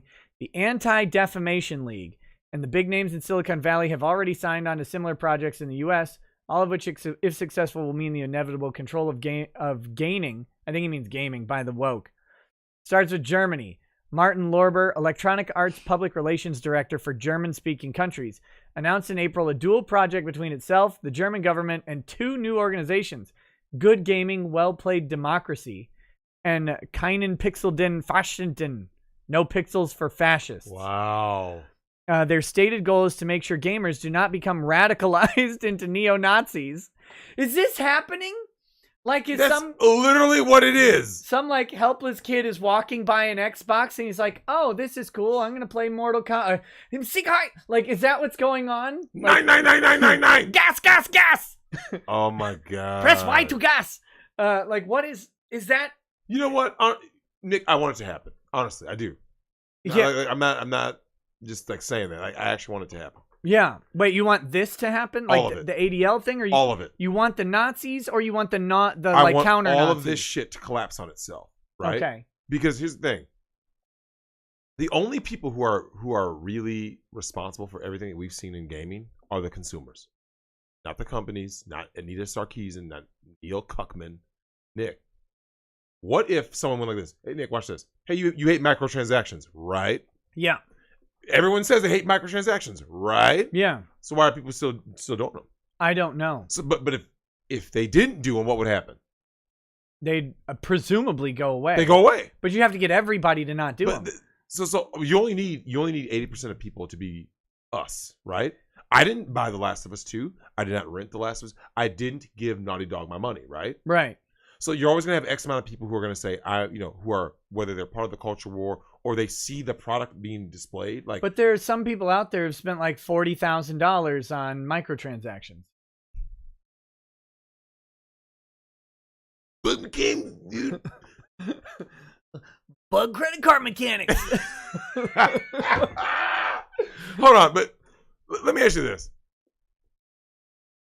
Should there, because I actually have to go to my cell phone carrier because I think my daughter like ordered some shit from her phone. Yeah. Like a Robux. Yeah. And I'm like, I told you guys. You see this phone number? That's my daughter's. She can't get anything ever. I'm declining all of it, right, Nick? You've heard those horror stories, right? Like, some kid goes on iTunes and buys whatever, but it's like, right. Why do you guys not have some kind of a fucking safeguard? Yeah. Because once you spend the money, they're like, well, I mean, you ordered it. Like, do I look like the kind of guy that's ordering $50 in fucking Robux? No. Mm-hmm. It does. You do. You do. Take a seat over there. Fuck. I'm going to have the Russian come on. But you see what I'm saying, though, right? Yeah. If Nick, did you hear that they're doing that with Lord of the Rings, man? You hear about that? Microtransactions? No. They're like some full SJW shit to Lord of the Rings. Like what? Ah, shit. I wish I could remember. I sent the article to my girl, Fee. She's a huge Lord of the Rings gal. And she just like lowered her head in shame. Like this is what it's going to be. Because, Nick, you have to have it collapse. Oh, yeah. There was They're somebody. doing something. Some weird shit. I saw a joke about having like an elf like a blind elf in a wheelchair or something like that. It's some bullshit, man. They're doing some kind of like race stuff, and I'm like, wait, what? Like, this was meant as fantasy and escapism, right? Yeah. Anyone and everyone can enjoy Lord of the Rings, Star Wars, as long as you understand that orcs are black people. Of course. Right. That's the most important thing. That's the main takeaway that we were all supposed to get from Lord of the Rings. Yeah. That's what people got. So you look at this situation, right? With this Martin Lorber. Now, Nick, how EA is still in business after releasing, Madden. Prime example. Madden, the new Madden. Don't they own, like, aren't they the parent company of, like, Grand Theft Auto, though? Okay, so that's Rockstar. I don't know. I think EA owns Rockstar. God, that's gonna be horrible. Rockstar Games. Oh my gosh, if I could type. Rockstar Games. Let's company? see. I'm getting there. Give me the wiki. Parent is Take-Two Interactive. Take-Two Interactive is maybe it's Take-Two. Oh, which is they have the subsidiary of 2K Games. That's what I was thinking of. Okay, so Take-Two owns Rockstar, but EA owns some big franchises though that aren't sports games anymore. And they can just push the same agenda. So, Nick, at what point do people like this? Oh, Take-Two owns EA? Oh, shit. Really? That's not listed. Hold on, let me. EA is where studios go to die, pretty much, man. Electronic Arts. They have subsidiaries, development studios. They don't list a parent company, but oh my gosh. Yeah, man, crazy shit. Oh, they own BioWare, Criterion. But Nick, at what point are people going to stop? Right? At what point do people say enough? We're not going to support it, and it's like they won't. Nick, I truly don't understand. Like, you heard about the new Madden game, right? It was released with the lowest rated game in history, right? Yeah. And because it got Colin Kaepernick.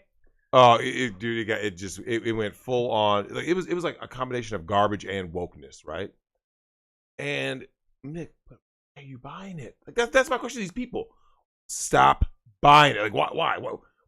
You woke up one day, you went like this, like I see the new Madden is trash. I saw someone stream it and they said, yes, this is a broken game. And I went, I'm gonna go out there and buy it. And now they added Colin Kaepernick as like a DLC or something. But he's got better stats. But he's got better stats than most of the other quarterbacks. The dude hasn't played a down in football in like 7 years, man. Come on.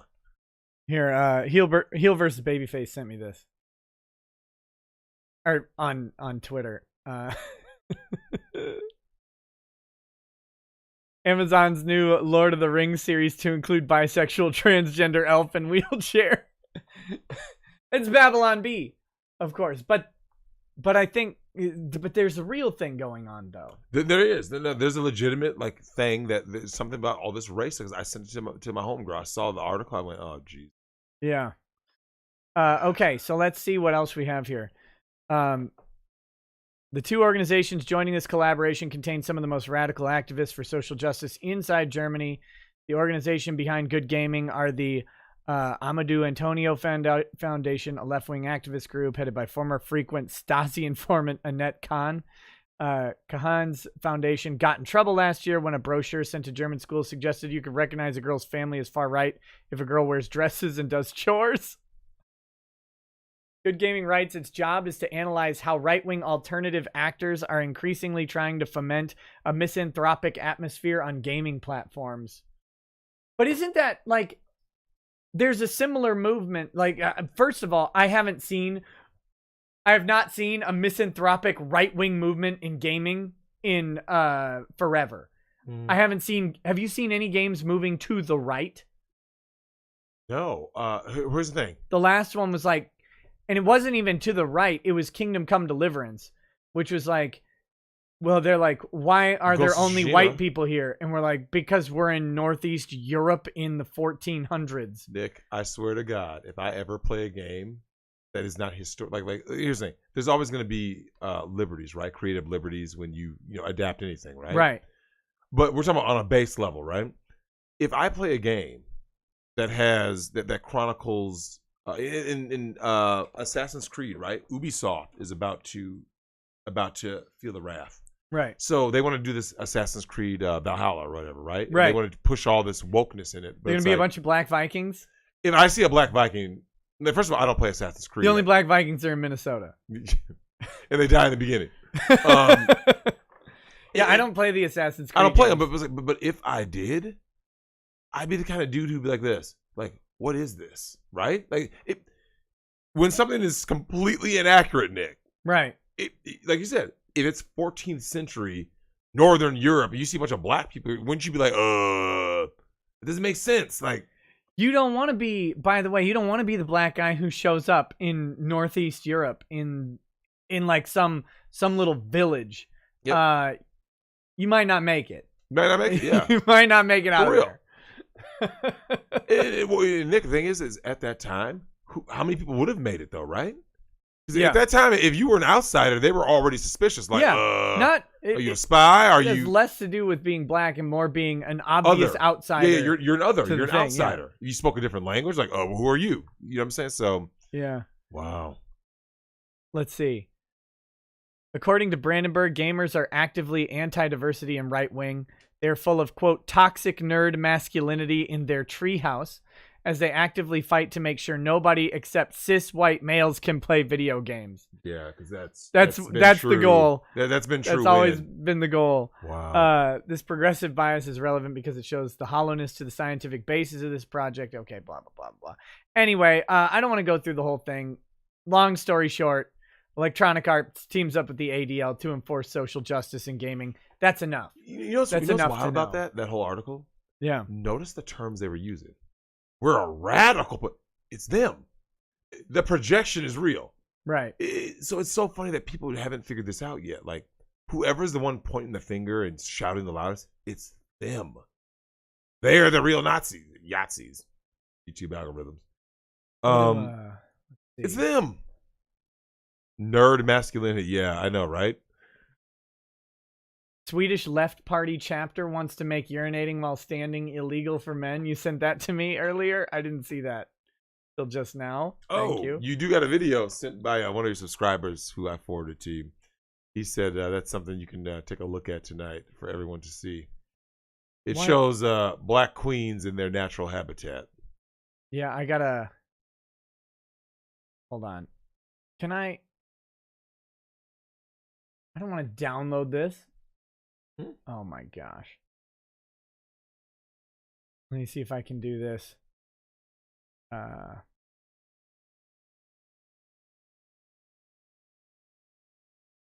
keep hearing the kids randomly pissing me off. That's funny. What? You know. Anytime you say like, all right, kids, go to bed, Nick. No, it's not happening. I know. I know. All right, so here we've got the video. We've got the video. I'll put the music on for them, but we won't be able to hear it because it's going through headphones, but that's fine. You've heard it. You've heard this. You sent it to me. Here we go. Look at These are black queens. Oh, there's no... There's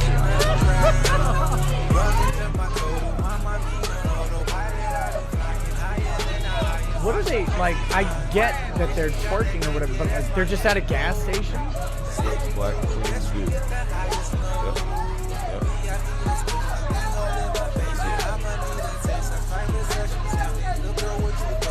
All for attention. I think you're just mad. I think you're just, well, frankly, a little hateful. I think you're jealous. So here's what kills me. Oh man, I was supposed to send you that other one when they were in the convenience. No, like they look like a Target. So in the Target, did I ever send you that video, Nick? They're actually performing or fake performing fellatio on a mannequin in a Target. It looked like a Target. No, I didn't see that. I don't think. It's so bad. Where is it? No one else does this though. Honestly, nobody else. See, I sent you an article, right? Yeah, where was it? That was a little while back. Oh, and we've got to talk about I was talking about it before. Adam Kovic and Ryan Haywood. Of course. Because that story is just getting better and better. Someone put twerking is great, but where's their mask?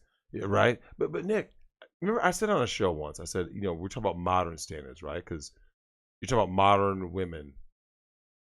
And God forbid you're looking for a black woman. But if you are, ask them what they can do other than twerk. Where is this article? How long ago did I send this to you? Man, you're killing me. Well, I'm sure if you just look it up, it'll... Yeah, it's like the worst wife. Yeah, worst wife ever. It's kind of an old article, but people they may have seen it. UK's worst wife. Meet Britain's worst wife, the Daily Star. This is from 2013.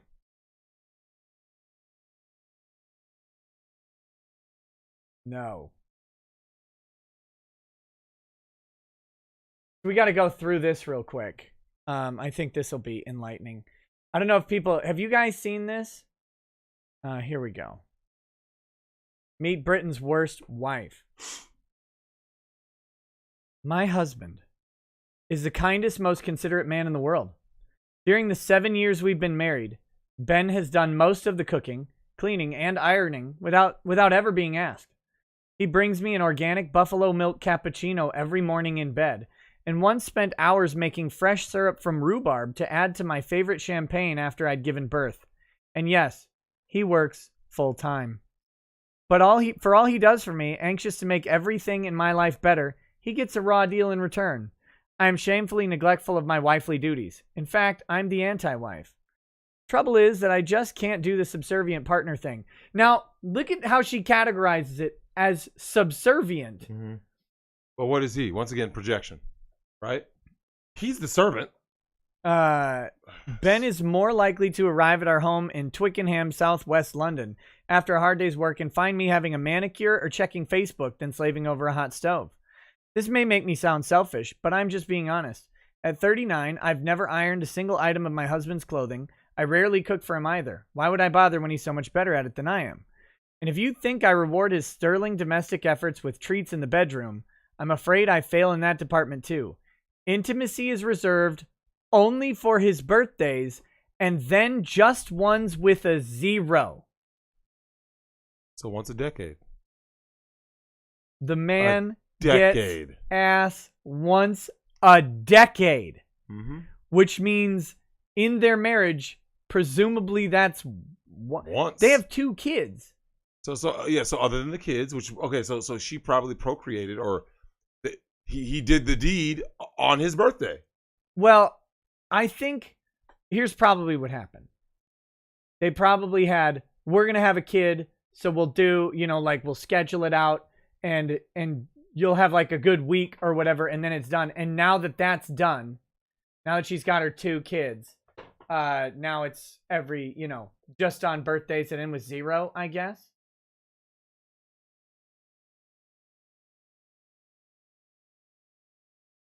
Would you like some rhubarb syrup?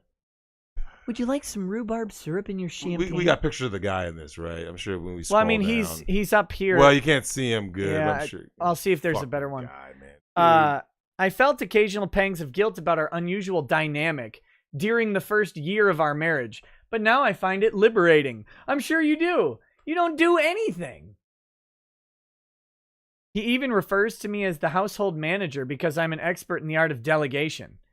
When we began dating in 2003, I was helping to launch a women's magazine, which required me to be at work from 8 a.m. until 11 p.m.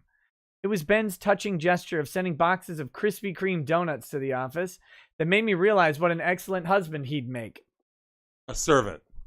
But when in the early throes of our relationship, he mooted the idea I might one day be a stay-at-home mom, I bristled. He mooted. That's not the right word, but I bristled. But my mom stayed at home for the first 5 years of my life, he said.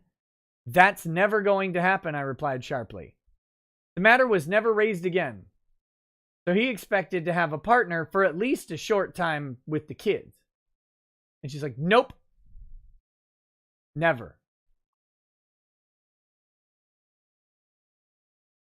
Let's see. Ben claims he doesn't mind the way our life is set up. But if I'm being honest, it's because of my selfishness that he has to dress the children and make them breakfast while replying to emails on his BlackBerry. It's my fault that he returns home to find no dinner and our children running amok. You might think me self-obsessed, but that's the price I'm willing to pay for my happiness. It doesn't mean I don't adore Ben. Truth is that I'm in awe of the way he looks after me, our sons, and our home.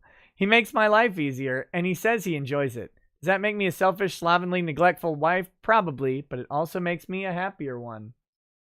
Well, I mean, yeah. Having a servant is wonderfully helpful, I would assume. Right? Like, that would... If you had a servant, would you be happy with that? Like, Nope. You wouldn't... No, like, Not in a not general sense. Yeah, not me personally, but like in you general. come home and someone has just made you food. They run the errands for you. Like they take care of the kids and they do all the annoying stuff, and then you just do the fun stuff. You know, it's funny that you say that. I think as a man, we have this like inherent thing inside of us, right? That would say, Nick, we wouldn't feel comfortable with it. Even if the person says, no, I'm cool with this, we'd be like, it's kind of like what you and I said about fluffing, right? All you'd be thinking is like, why are you okay with it? Why are you okay with this? Like we would possess the empathy because it's like, now part of that is a sense of projection, right? Because we're like, I wouldn't be happy being a fucking servant. So there's no way you're happy, right? Right. So it doesn't make any sense. It just the show that we watched, those 2 episodes, Extreme Love, and I was saying, and we both agreed, we got to do more Extreme Love watch parties, man. Those there is not enough degeneracy in the world. There's not enough time for all the degeneracy. Do you know what kills me about watching Extreme Love? Huh? Is that it's just that, Nick. It's just extreme. Yeah. So some of the articles that we've seen, some of the situations that we've seen, the Jeannie Mives of the world, and shout out to Jeezy. She's lying to you, bro. She's not. I'm gonna submit to my husband after. Oh, so you're submitting after you're married at 41 years old and you've already been divorced? At some point, dudes got to start having standards, man. Especially black men, because black men are always getting these leftover broads. How old's Jeezy? You said Jeezy the rapper, yeah. How old's he? He's in his 40s now. And she's Wasn't he 41. young Jeezy? He was young Jeezy. Now he's just Jeezy because he's old as shit. So when you become an old rapper, this guy's older than us. Yeah. Why did I never hear about him like when I was younger? I'm gonna Google him just to see. I'm curious to know what his age is. I'm pretty sure Jeezy's probably about 41 maybe. Young Jeezy. He looks old. Yeah, you look 30. He's 43. Yeah. 43. Yep. Yeah. Yeah. So where did he come from? Why do I?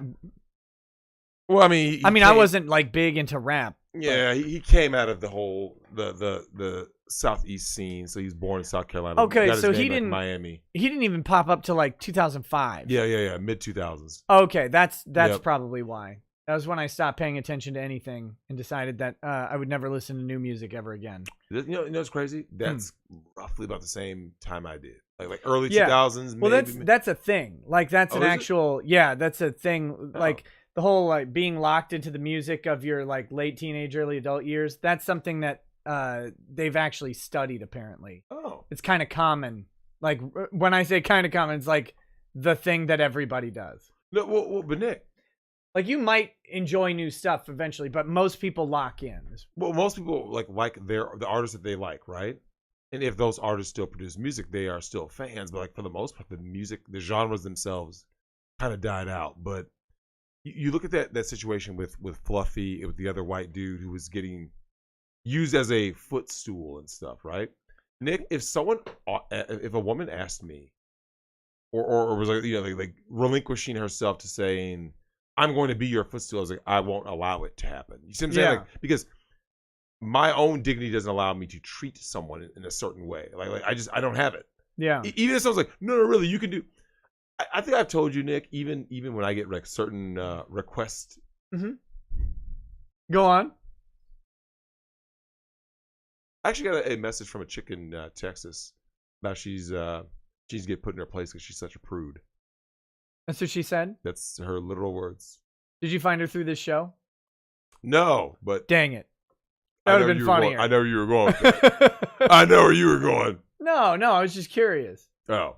I mean, because you talk about people reaching out to you from the audience. People, that'd be interesting. Yeah, the worse I've been, the better things were. And I've told guys that. And, some people think I'm making it up. I said, look, man, simping does not pay. No. It does not pay to be a simp. Did you send me that thing about OnlyFans? Yeah, I did. someone sent it to me. One of your subs sent it to me, and I forwarded it to you. And Nick, it just.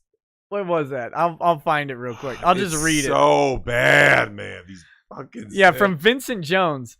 Look, fellas, OnlyFans is like a strip club. The $3 to $20 subscription is the door fee. If the girl sits and chats, you need to tip her for her time. If she messages you pics or vids, pay her for the dance. do not expect to get everything for the $5 you spent at the door. Thank you, Vincent Jones. Thank you. Very helpful. I mean, that fucker, his bloodstream, he's fed intravenously, just Soylent. That's his life. Just, oh my gosh. Oh, I told you I saw Fluffy, right? You saw Fluffy? I did.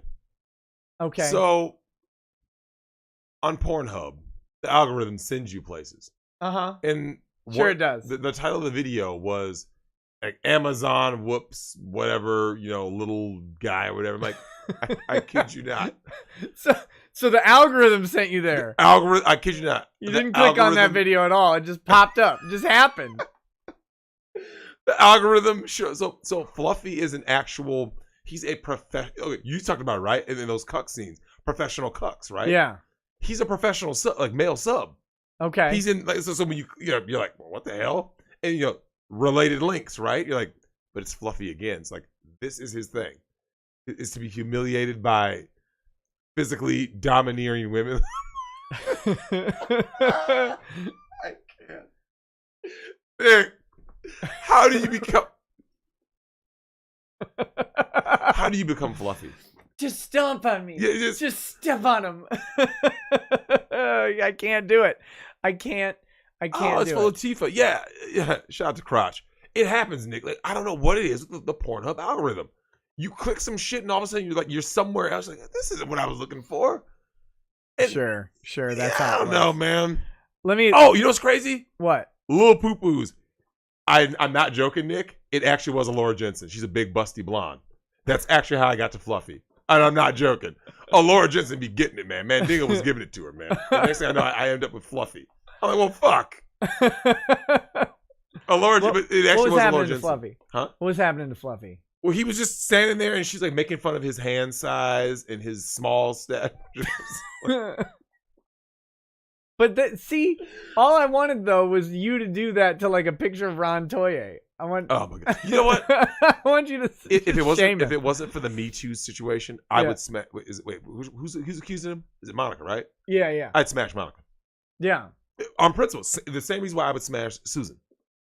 I think Monica might smash you though. She is a. She's cut weight. Has she? Yeah. Really? Why do you think that might be? What's your theory on? She wants to look more presentable to Vic when they get to court. You think so? Mm-hmm. You don't think it's for Ron? You don't think because they've been engaged now for 6 years, right? You don't think she's just decided to maybe cut it down for Ron? Now she's getting bunker busted on the side because they all are. Wait. Last time I was here, everyone wanted us to review that stripper story. Pastor turned stripper.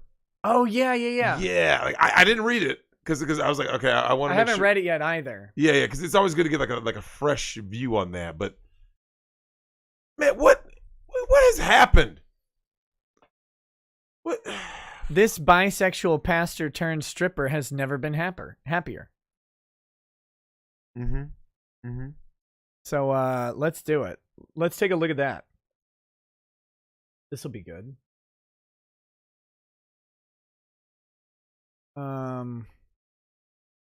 Okay. So she says, my sexuality is sacred. Bisexual pastor turned stripper has never been happier. Here she is. Mm-hmm. Nicole Mitchell left her pastor life behind to pursue her dreams of becoming a stripper. Growing up in a strict God damn it. Don't you hate that? Yes. God. I know I'm on the New York Post. Growing up in a strict Baptist family, Nicole Mitchell was expected to be quiet, reserved, and sweet, but her dreams weren't quite so conservative. From a young age, I had fantasized about being a stripper. Bullshit. I call bullshit. You don't think from a young age? Nope. Like you're 8 or whatever, running around, drinking your high C box drink, and then you're like, oh, look at that flagpole. You know what I could do with that, baby? Is I could spin around that thing and hang from my legs or whatever. You don't think that's what was going through the child's mind? Every one of these females is lying, man. Every time I hear them, let me ask you something, Nick. So I was talking to Vic's mom earlier today, and I said that they're all lying. Okay. Every single time. I'm convinced the actual rate of domestic violence right now in the United States is basically zero. And I know someone's going to go like this, Drex, how could you say that? Nick, show me the receipts where you can go like this, definitively, right? Like, caught in the act, yes. How many times have you ever heard that happen? I don't know. Because it doesn't happen. But when it comes to, go on World Star, right? World Star Hip Hop. Go on, Walmart fight. There's always videos of people fighting. Police shootings. Nick, there's anything you want to find, you can find it, right? Except when it comes to sexual assault. All of a sudden. So you're out there just Googling for sexual assault? No. But you know what I'm saying? But but Nick. I don't think you can actually, you can't. No, I'm sure they can't post, but I mean, hell. But Nick, it's the internet. I'm sure the black web has got whatever. Right. And we're at this point where that's all I'm asking for is, like I said, other than Darren Sharper, who deserves to be in prison for life, I can't think of a single man who's been accused in the last, let's say, decade. Sure. Where I can go, this is definitively rape. Okay. Can you? Well, I don't really look into it so that Vic Mignogna, Justin Bieber, Ron Jeremy, Weinstein, Cosby, Chris Hardwick. Some of the Cosby stuff, like some of it, dropping a hot Cosby and then getting the pudding. That's a little bit. But here's my thing, though. It's a little bit out there. The only issue I have with Cosby, other than his stupid deposition, was that if he was in a time where people were doing quaaludes, and that was just kind of what people did, it's kind of like, look, Rose McGowan has porn out there. Rose McGowan, and Miss Me Too, or so, Me Too. She does? Yep. Algorithm.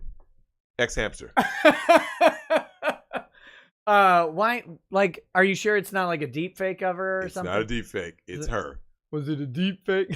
You got it deep. Yeah, if you look, when a lot of these chicks, and we've come to find out, Nick, like over time, like so KP and I, one of your subscribers, we were talking about this, and he said the Bible talks about needing multiple men to corroborate a woman's story, right? Right. As does the Quran, as does the Magna Carta, right? And someone goes, so Nick, the women of my grandmother's age, they were the same. Culture was different. Society was different. Women have always been lying. Always. Since dawn time. Lie. I'm itching. I'm so hot. I'm dying. Okay, use the fan. Thanks. So be polite. So the amount of lies though that have been told. Listen, let's just stop for just a second. You know why this room's so hot? Because I can't leave the door open or this room will smell like paint. Because the guy won't come finish and paint in the next room. That's why it's so hot in here. Oh yeah, who can forget? Damn, I suddenly got hot. I'm telling you. Holy shit, that's a difference. Yeah. At first I was like, God, that fan's useless. Now I'm like, oh. No, it's everything. It's my everything. So someone just mentioned, I almost forgot about Clarence Thomas. Yeah. Clarence Thomas got Me Too'd. Oh, Anita Hill did. He did it. He put pubic hair all over. Pubic hairs on the coke. Yeah, that's what I do. Mm-hmm. Every coke. They're all lying. At what point are people going to go like this? Every time these women say that something happened to them, they're lying. Just assume that they're lying every single time. You know what? I didn't tell you what had just happened. I got a phone call. Mm-hmm. Got a phone call from my girl Jo. She says her ex just got hit with a fake domestic violence charge, right? Sure. He was arrested while at work. Now he's on leave, right? It's similar to the Bieber situation, Nick. He wasn't even there. And now I know what you're thinking. Yeah. If you know anything about women, what do you think prompted this behavior from his ex? From the chick who called the cops on him? Just take a random guess.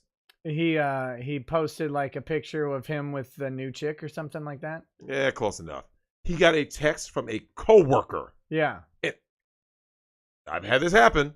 Oh my God, so he was still with her. Yeah, so he's with. Yeah, okay. So when you said his ex, I thought they had already. Oh yeah, soon to be ex, right? Gotcha. So he's with the girl. I think they're legally married. So I'm assuming it's his wife. So I've been through this. I remember I was in Vegas with my ex, my child's mother. This was years ago. We're in Vegas. I'm in the shower Uh-huh. at my timeshare, right? I got a text from a coworker, black female coworker. So I wasn't doing nothing. And yet, trust me, nothing was happening. Trust me, nothing was happening. And yet, remember, Nick, from the mind of an insecure person, any attention from anyone, especially of the opposite sex, clearly you're cheating. Right. But the message said, hey, or it was about work-related shit, right? Yeah. Or like, hey, still coming tomorrow for, it didn't matter what it was about. What she mean by coming? But it's like, I laugh thinking about that. I'm like, these crazy bitches. And my girl Fee, her brother got same thing at Vegas, no less, where she said that the chick grabbed his phone and tried to throw the phone off of the balcony, all because he got a text. It's an innocent text. It was a Happy New Year's text from a female friend. Happy New Year text. Got the cops called on him because the neighbors heard the screams in the hotel room. Oh wow! So you're fighting. They're all lying. Every time a female says I have been domestic, I'll give you a prime example, Nick. Mm-hmm. You can ask any female. Tell me about your past relationships. Every guy was an abusive asshole, right? You hear that all the time, though, right? Like, he was abusive and controlling. What about? I mean, there are women out there who people have seen them get hands, right? Like thrown at them. Did she get it unprovoked? Did she just do? Was she an angel? Is what I'm asking. I have no idea. More than likely, she said or did something, right? Yeah, but I mean, what? Something. Now, I'm not saying that she deserved to get hands put on her. Okay. I'm just saying that we've gotten to this point where people are basically saying, "Yo, Ray Rice's ex, right? Well, a wife. I forgot he didn't break up with her. It wasn't like Ray Rice just went ahead and gave her that fucking hard hook in the elevator, right? For no reason. That was such a nasty It was hit. so hard. I was like, damn. Yeah. Like, that should have been on UFC Greatest Hits. But at the end of the day, you start looking at like, what were these women doing? Like, that's why RPM does Hockey Mask Time, right? Right. And the articles always portray women as these angels. Like, she did nothing wrong. It's like, and you start, I'm sure you've watched the show Snap. They always create a narrative, right? I haven't watched Snap. They were the perfect suburban couple. And blah, blah. But then you come to find out, like Dr. Dre's soon-to-be ex-wife, right? She embezzled $400,000. She's under investigation. They're doing something like dudes aren't just walking around beating down women. I mean, something, whether it be affairs, stealing money, lying on them, saying that they're gay. Like, they come with all kinds of stuff. Rumors. Like, come on, man. These hoes are lying, man. All right, let's get back to this article. Growing up in a strict Baptist family, she was expected to be quiet, reserved, and sweet, but her dream... Oh, wait, I read this part. She fantasized about being a stripper. Mitchell, who now works as an erotic dancer on OnlyFans, told the Post. But I was indoctrinated to believe my desires in my body were innately sinful and bad. So instead of pursuing the pole, mother of three went all in on religion and became a pastor. But back to this story.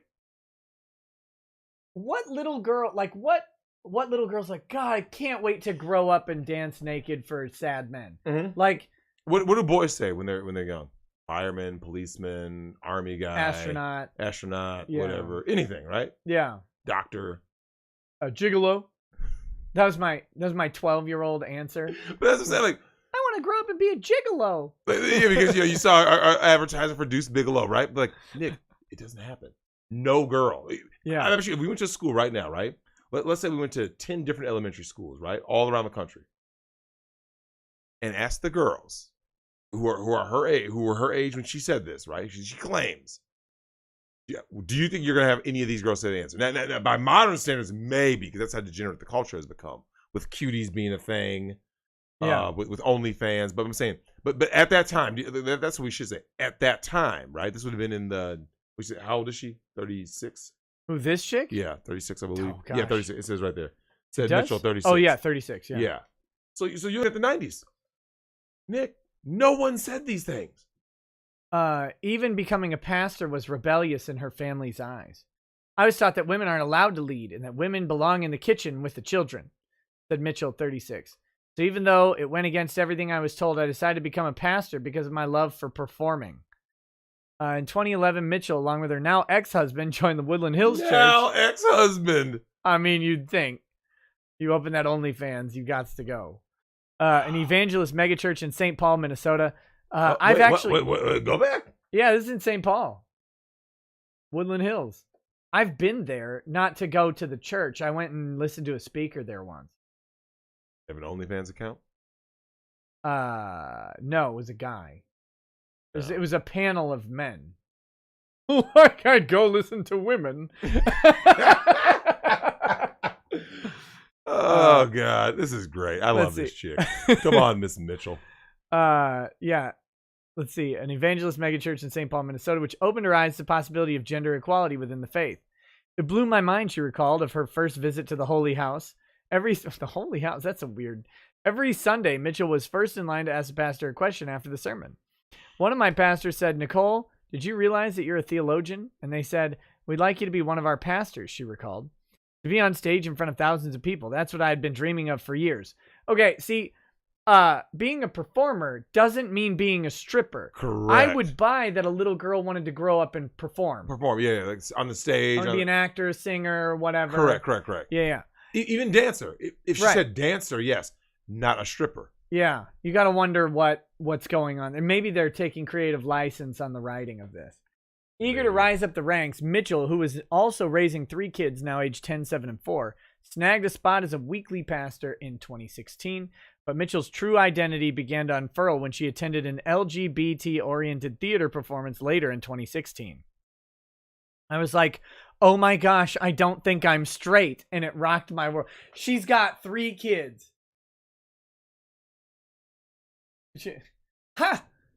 Maybe I'm just gay then. I guess. What do you think about that?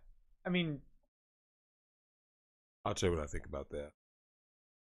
I know people who are gay. Like, remember I told you about my cousin who came at me with that bullshit and he ended up getting followed out with diabetes, which he deserved for not letting me stay with him. For the one day I needed to stay with him to make that connection flight.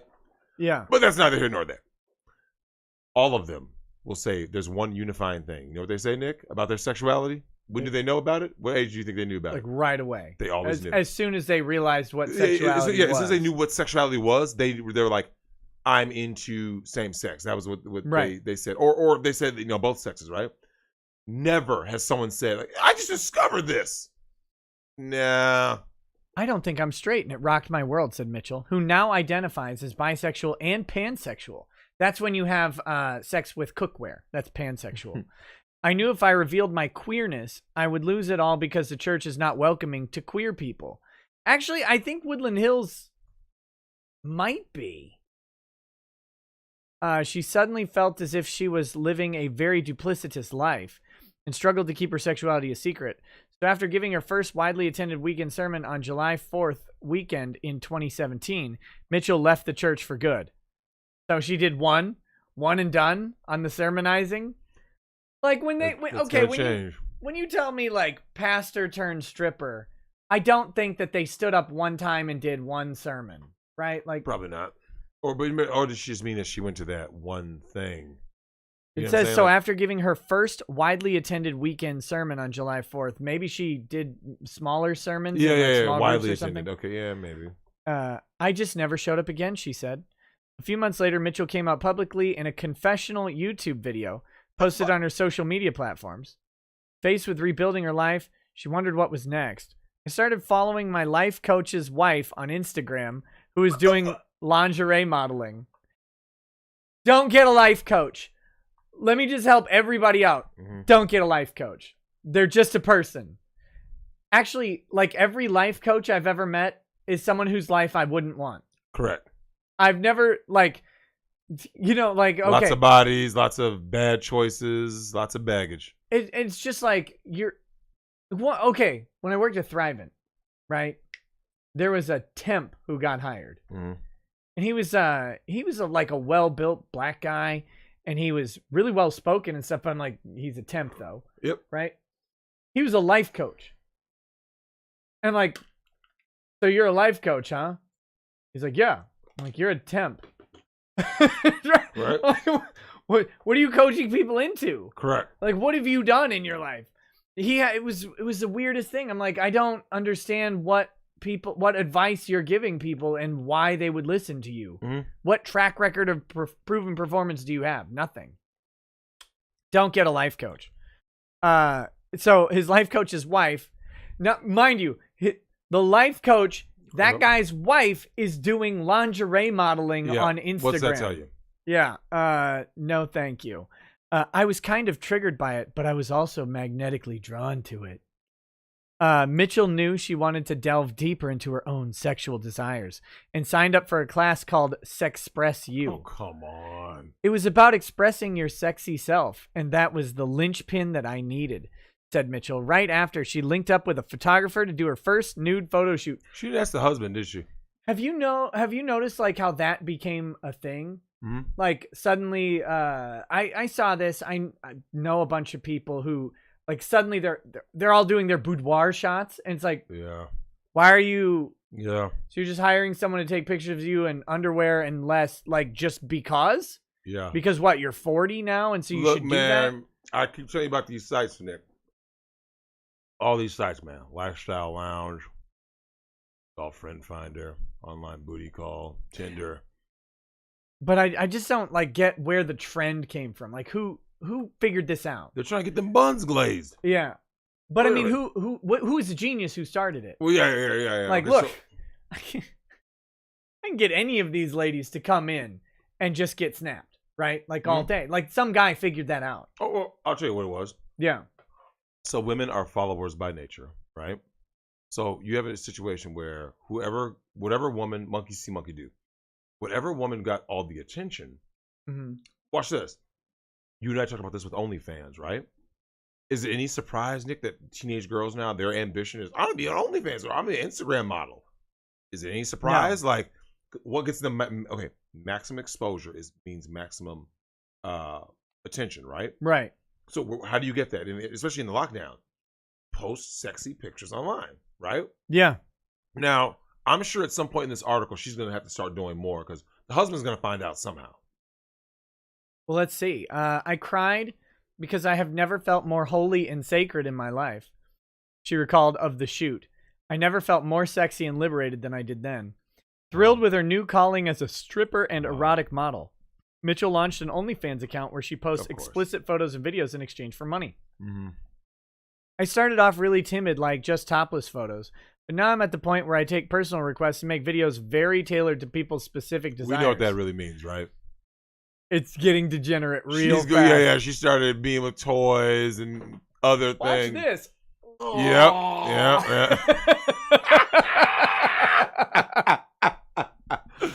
We know what that means when they say, it says very, right? Yeah, very tailored. Yeah. Just call a hoe, man. That Mobb Deep song. Said Mitchell, who also works as a life coach and offers courses such as how to unfuck yourself, about how to be your true self. Mm-hmm. I'm to the point where back in March, I was actually going to be paid several $1,000s to have sex with someone, and I was A-okay with that. But then COVID hit and that got canceled. She's turned into a prostitute. God called her, but Nick, God delivered COVID, and God stopped her. To Nick, what do you think is gonna happen after this shit's over? Because Nick, God, this shtick that she's doing, the whole "I was a good girl" thing, it's gonna last so long before the money will dry up. Before chlamydia and syphilis set in. I mean, let's flip this into like the mainstream porn stars, right? Yeah. They all have the same career path. Like they start off, oh no, I was a dancer, or I just sent out some pictures, and then this agent contacted me. Okay, cool. What happened next? It's the same thing, right? Yeah. I started off just solo shoots. Mm-hmm. Then what? I can't do guys, so girl stuff. Mm-hmm. Is that where the money is, Nick? No. Next thing you know, man, it's blow bangs and bukakis, man. Triple anal. I didn't know where my tears ended and everything else began. Or quad, like the article you sent. Yeah, so or the tweet. Someone sent me that. There is a European porn star named Charlotte Sartre or something like that, Sartre or something. Quadruple anal. Like Jean-Paul Sartre or whatever. Oh yeah, Sartre, yeah. So she did quadruple anal. Now, I'm looking for the video for a friend. logistics. I'm just trying to imagine I'm the trying logistics of this. of the bodies, because that's not possible. Or That seems like the dudes are all scissoring with squished balls together, like in some sort of MC Escher drawing of porn. Like, you don't know, legs are on top and simultaneously underneath everybody. Maybe they're all like double amputee guys, so they don't have legs, so they don't have to worry about it. She's going full bodied. I'm sure, because in the porn industry, man. And that's the thing, Nick. None of these guys are going to be small. No, Silky Johnson, not VD, not DVDA, QA. Yeah, man. Quadruple anal, man.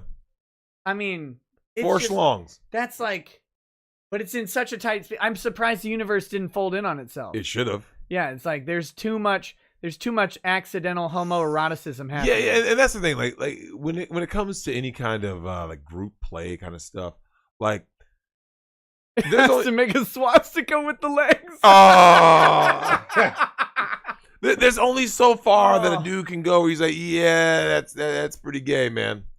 Like, yo, I'm here to smash this chick with you, but like, we can't be like we're a team, but yeah, we're certain things aren't gonna happen. So, damn, that's crazy.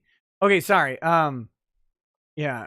So she was going to get paid to have sex. Mitchell relocated to LA in August 2019 and divorced her husband in June. So she did the divorce. Of course she did. And what is that filing rate, Nick? It's up to 80-85% of women filing divorces. But go ahead. But today Mitchell is happier than ever. Mm-hmm. We'll see how long that lasts. We'll see. Every person has the right to express themselves in whatever way feels good to them, and this is how it feels good to me. Apparently she wasn't paying attention with all of like the preaching and the sermonizing. Mm-hmm. It actually just like full on hedonistic lifestyle. It may feel temporarily good, but there is some value and virtue in restraint and delayed gratification, because she did delay. She was gonna get smashed for money. Yeah, and then the beer bug. Right. Yeah. And while her preaching days might be behind her, stripping for Mitchell is just as holy. My sexuality is incredibly healing and sacred, she said. And when I give this gift to people, it blesses them. Unbelievable. So that's. I mean, here's the thing. Wait. So chicks like this, Nick. She takes no real accountability, right? Just kind of like, oh yeah, just things just kind of happened, right? At some point, and Nick, think about it. Do you know what she really didn't think about? And this is something that the story does not talk about. You know what that is? She never mentioned how this is going to affect her kids, bro. I mean, the moment they might not know yet. But yet. Mom, what are you doing for money? I mean. Oh, don't worry. I'm on Instagram. Nick, you know how this ends, right? When like, no one, like, there's always that South Park, the movie. You know how it ends. Cartman's mom. How old were her kids? Let's see. What were those ages? 4, 6, 7. 10, 7, and 4. 10, 7, 4. Okay. This ends in about 4 years. Yep. Tops. When the oldest one. Yeah. Goes to middle school. And it's like, who is this? Oh. Hey, remember, the other kids are gonna let you know, right? At some Nick's, the world is too small now, right? Yeah. Someone knows you. That's why you've heard these horror stories of guys. Shout out to my man at Strong Successful Male, great channel. He did an article where the dude found out his girl, I can't remember if it was his wife or his like, fiance or whatever, finds out her past is not what she says it was. A lot of these so-called religious chicks, the pastor's daughter, they got ran through. So and he ended up finding out, Nick, from a dude who goes, I think it was one of she never wanted him to meet people she knew in the past, probably my college people, whatever. So they're like, oh yeah, we know her. Drunkenly, someone said something. He's like, what the hell does that mean? So she tried to like get them out. The dude was like, look, man, are you sure you want to know? He goes, I'm sure. Nick, he was on Pornhub getting ran through, and the dude was like, and we're done. Apollo026 in the chat says the Ron Jeremy accusations are true. I know this because I've seen it personally, which is why me and him got into a heated disagreement. By the way, I'm a male sex worker. Interesting. Yeah, they did snatch him up quickly and had a high bail amount, which usually means what, Nick? It usually means they got some strong evidence. They got some strong evidence. We'll have to see. I don't know. I don't know anything. Here's the thing. If Ron Jeremy's guilty, I don't understand how you get there in his like line of work. I just feel like I know he's a gross, like disgusting looking dude. He is. But his name is still Ron Jeremy, and I feel like he could probably just get women who want to be with Ron Jeremy. But I mean, like, maybe that wasn't doing it for him. I don't know. He really should have been working out because he looks just hideous. Working out wouldn't have helped Ron Jeremy. He was born hideous. God gave him a gift. You know, everybody's good at like just that one thing. This is my one thing. God bless Boogie Nights, man. We got some chats to read here, and then we've got. I want to talk about Adam Kovic and Ryan Haywood before we sign off tonight. Absolutely. Sprite Cola says, Drexel, you're mostly correct. The only place it got Pelosi was with a full fridge of ice cream on Sunday morning. God help America. Puggernaut says, in college, a Bank of America moved into the student union. They're aggressively pushing for students to sign up for a credit card with all sorts of bennies to go so long as they remain students. Reality hit after graduation. Oh, I bet it did. Yep. They were doing that at our school too. They used to have the tables come out and they're like, oh, we got you the college card, where they didn't really check your credit. You got that college rate and you got t-shirts and stuff for signing up. Yep. Yeah. Those had good terms to them. Ike 13D says, hell, Sony is probably already on board with the ADL. They just updated their terms to make everybody agree to be recorded in any online PlayStation Network party. Just today, I think. Yeah, I mean, they kind of the way they're going to do stuff, they kind of have to. They're going to record your online stuff. They're going to monitor everything. Synac8 says, Drex, did you hear the D&D fans wanted to get rid of the race mechanics in their board game? So, like, you pick an elf and you get, like, plus dexterity, plus intelligence, and minus constitution or something like that. You pick an orc, you get plus strength, plus constitution, minus wisdom, and intelligence. They want to get rid of that, so that there's no, like, actual differences between the races in Dungeons watch and this. Dragons. So if you do that, then Nick, then isn't everyone just the same? Yes. Then what's the point of playing the game? I don't know. Because if everyone has the same strengths and weaknesses, you're just a bunch of guys. Well, that's like, that's like Skyrim, for example. When you play Oblivion, you play Oblivion, you play Morrowind, you play Daggerfall. As you go back, it gets more complicated. But in those earlier games, you had strength, intel, and spirit, or whatever. I think intelligence, speed, agility, dexterity, constitution. Daggerfall has way too many stats. And then in Morrowind, they kind of had the sweet spot. By the time you get to Skyrim, you don't even have stats anymore. The different races do have different abilities, but they don't have the, like, one race is not stronger than another, which I think is dumb. It is dumb. Because, so you and I watched DBZ back in the day, right? And that was one of the things that we always loved about the Saiyans, was that they're built-in superiority, right? Right. Of having the ability to get stronger with every battle. So it's like, it didn't. The more you fought them, they just kept. Eventually, they're going to beat you by default. Right. They just keep getting stronger. Yeah. And if you don't like kill them outright, if you don't kill them, they just keep getting stronger and stronger, and eventually they overthrow you. So it's like, I like that mechanic because other guys had their own strength. Like, remember, like, Frieza couldn't sense power levels, right? So Goku's fighting him. He has to use scouters. Yeah. It's like, but Frieza had other abilities. You see what I'm saying? Like each guy should have their own abilities. And like I remember playing Dragon Strike way back when. It was a Dungeons and Dragons kind of game with a 12-sided die, which was the first time I ever saw that. Sure. And like, the warrior gets the strength, but he loses other things, right? The wizard gets certain. That was part of the allure of the game. Was that, and the bard gets to be a cuck. No, I'm just the cuck. But the dwarf had his own abilities. Like each guy had pluses and minuses, right? The thief was good at picking locks, because it's like, oh, you got to pick a lock, Nick. You get the 12-sided die. But if you're the warrior, you got like the 4 or something. It's like, yeah, you have a 25% chance of hitting. So it's like, damn. So and that's the thing. It's like, that's part, like that's built into the nature of the game, the lore of the game, right? Yeah. And no one made it a racial thing. They were just like, these are races in a fantasy realm. Exactly. Just to give you, the player, something to it's about maneuver. player choice. It's Player not, choice. It has nothing to do with the race. Correct. At all. Yeah, because if you only had an army full of wizards, Nick, you could wind up getting slaughtered. Right. It's what was that game that you said back in the day? Was it Command and Conquer? Those kind of games where I mean, your cousin played a lot of Command and Conquer. I never really did, but yeah. But you know what I'm saying? Like, if Right. someone says the tank is the best, so I'm just gonna have nothing but tanks. It's like, yeah, dude, you're gonna get annihilated because you just have one thing. Right. So yeah, fuck these people. Who's your favorite DBZ villain? Villain? Ooh. Well, Frieza was always like the Raditz. premier. Nappa. Or Nappa. Got a raw deal. So remember, we can't count Vegeta as a villain because he's an anti-hero, right? And he was always the best character, easily. I liked Piccolo as a villain. He was good in Dragon Ball. Yeah, in the regular Dragon, yeah. Piccolo as a villain was actually solid, but Frieza will always be the best villain DBZ ever had. The Frieza saga had the most going on in it, and then to me, after that, it just started going downhill. Yeah, I mean, I kind of liked. I didn't really like Boo, but I liked Bobbity or whatever. I didn't like and any he of had he had like Dabura.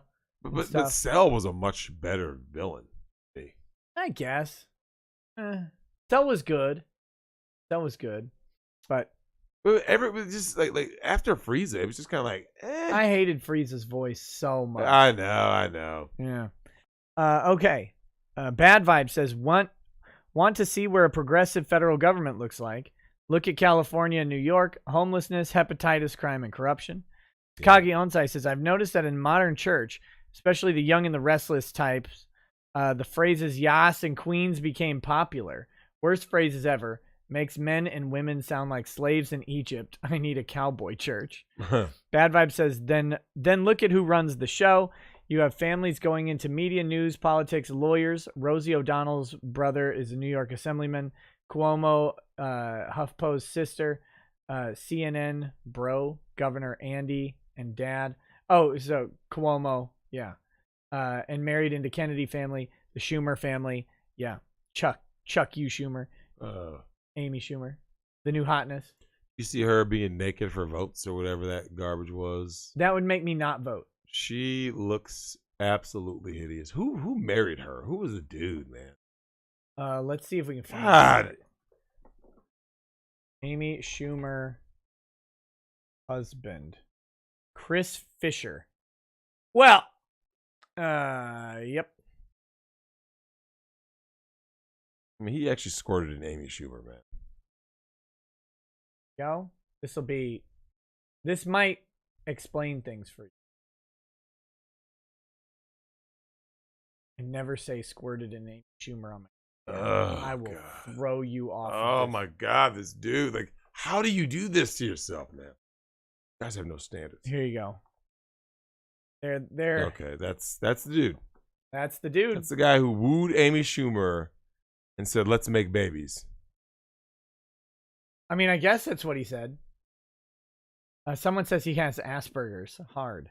I don't know anything about him. I've never heard of this person. But that's him. There you go. Gross. Bob the Troll King says, are you sitting here with a straight face telling me that this woman was radicalized into being a stripper by the church? I feel like this is the plot of a movie. I'm not. The New York Post is. New York Post is telling the story. I'm not.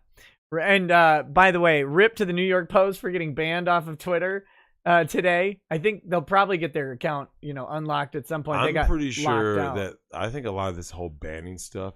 Let's just say Trump wins, right? Let's say Trump wins in a few weeks. I think a lot of that shit's gonna come to an end, Nick. All like the banning and all the censorship stuff. Like now, when I say an end, I don't mean like a full end. I'm just saying like I think you're gonna see a scale back. It's gotta scale back because it's getting out of control. With Nick, you're banned. It's like clearly someone from who's in your own group preference. Nothing happens to them, right? Yeah, and this happened on both Twitter and Facebook. They both took down. They were just going after anyone who posted the New York Post article. It was a mess. Romeo Garbo says, I've missed a few shows. Now I'm back to be grifted. Oh, welcome back, Romeo. Hope you're doing well. Bad Vibe says, if Sam Kensington could get a hot woman, so can Ron Jeremy. Okay. Oh my goodness. All right, let's briefly talk about. Yeah. I was telling you the story of Adam Kovic did. and Ryan Haywood. Yep. Because last time you're here, we had some good shows and everything, and then you leave, and that morning, Adam Kovic has leaks, and I'm tempted to pull up some of the photos. I can't put them on stream. Of course not. I'm tempted to put up some of the photos for you, to get your sort of opinion on it. I don't know. Should I do that? Do you? Sure. Yeah, because I didn't. All I heard about the Rooster Teeth thing, like I said, I saw Jeremy from the Quartering talk about it. I remember and you said something like, "How do these guys get involved in this?" And then when you explained to me the whole catfish thing, it's like, ugh. I just wanted to know. I wanted to talk to you a little bit about. How do I word this? I guess I wanted your wisdom on your guy, whatever, and you just decide, you know what I'm gonna do? Someone's gonna send me a request for nudes, and I'm just gonna go ahead and I'm just gonna send them out. Like, you don't know this person, you've never met them. They're just on the internet, so they say because that was the initial sort of reactionary defense was, well, they got catfished. Yep. So is that an excuse? Is that something that's okay? Well, okay, the fact that somebody's releasing stuff, I don't even know if that's illegal to do something where you can release people's pictures without their consent, right? Is that called revenge porn now in certain places? You know what I'm saying? If someone sends you nudes, yeah, that's one thing, because you ask for nudes and they sent it to you, but you can't then take their nudes and start just sending it out. You see what I'm saying? I don't think you can do that. Depends where you are and the revenge porn laws, but a lot of revenge porn laws, depending on the state you're in, have an intent element that you're intending to harass them or intimidate them. So that's why it's revenge porn. It's not just that you posted someone's nudes. So you posted someone's nudes to intimidate or get them to do something, to induce an activity. Yep. So what they don't want is guys, and think about who's writing the law and why. Correct. They don't want guys who break up with a chick threatening them and sending nudes out to their workplaces and families. And that's where a lot of the prosecutions kind of end up that way. You know, a chick breaks up with a guy and he starts posting on her employer's Facebook page nude pictures of her, stuff like that. So that isn't what happened here. He just got a dump of these. Oh my God. But you said multiple women started doing it, right? Well, this Adam Kovic guy, he got hit first, and it was one person who had catfished him. And then the Ryan Haywood, his nudes and stuff drop later in the day. And then a bunch of women come out and they all start kind of dropping. I mean, they're not out there making an accusation. They're just dumping their DMs. Both of these guys are married, right? Yeah, they're both married. Oops. And here, I'll give you, here's one of the first pictures from Adam Kovic. And you'll notice something kind of important in this picture. Who's taking the picture? Him. He's got the phone in his hand. Oh, okay. So this is just like a in a mirror mirror. shot. Yeah, okay. But you see who else is in the picture, right? That's his wife, I believe. Wait. So the dude taking the picture is the guy. The guy. Yeah, he's taking a picture in God damn it, in a mirror. Yeah. Of receiving oral favors from his wife. Yeah. And then he sends this picture to a random person on the internet. Which you shouldn't do. Right. Because what are you doing? Right. So that's one of them. Let's see how we progress down the line here. Lots of these just sad. I'm not going to show you a bunch of dick shots. He has some stuff like this, which is just, he's showing bulge or whatever. But he also has plenty of actual, Oh God. Well, here's the damn thing. His face is not in these. I'm assuming his face is probably in some of them. That's how he got caught up.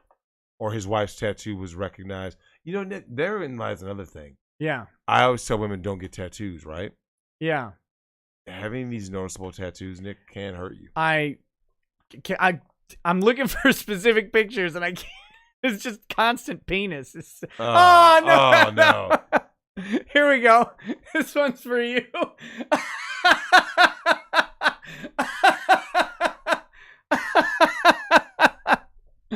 Oh.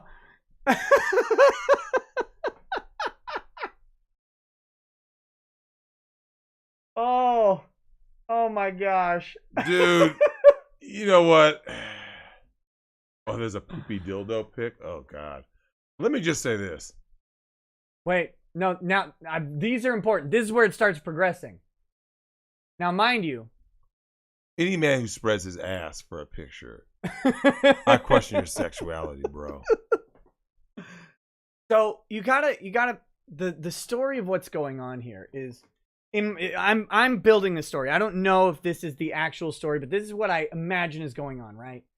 He's getting requests. Mm-hmm. And so the requests are escalating as they're going. Correct. Where do you think this request is going? Oh, God. So he's holding a dildo from Adam and Eve. He better not use a dildo on himself. Read the text. Too big to start with. Does that look like a small implement? What I just said, though. I just said you question a man's sexuality if he's ever... Any man who's like literally showing his ass, I mean that literally, right? Yeah. I question his sexuality. And like I said, the next thing you know, you're sure these guys are going to start stuffing things in.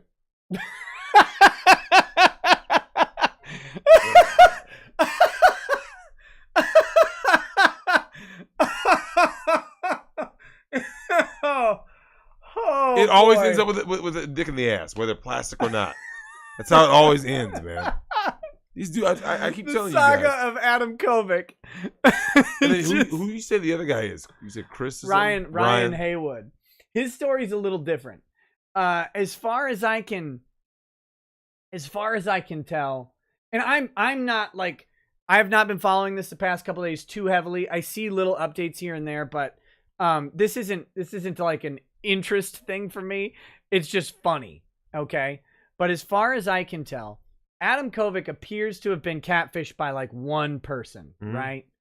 And the Ryan Haywood story is a little bit different in that he appears to be actually engaging with lots of these fans and women and stuff like that. Maybe even as far as I know, there's no evidence that Adam Kovic was actually sleeping with women other than his wife. He's just getting dildoed down by himself. I was going to ask that because, okay, so you said he lost his job, but like, what is he losing his job on? What grounds? He left. He and Ryan Haywood left they made their announcements first that they were leaving, stepping down.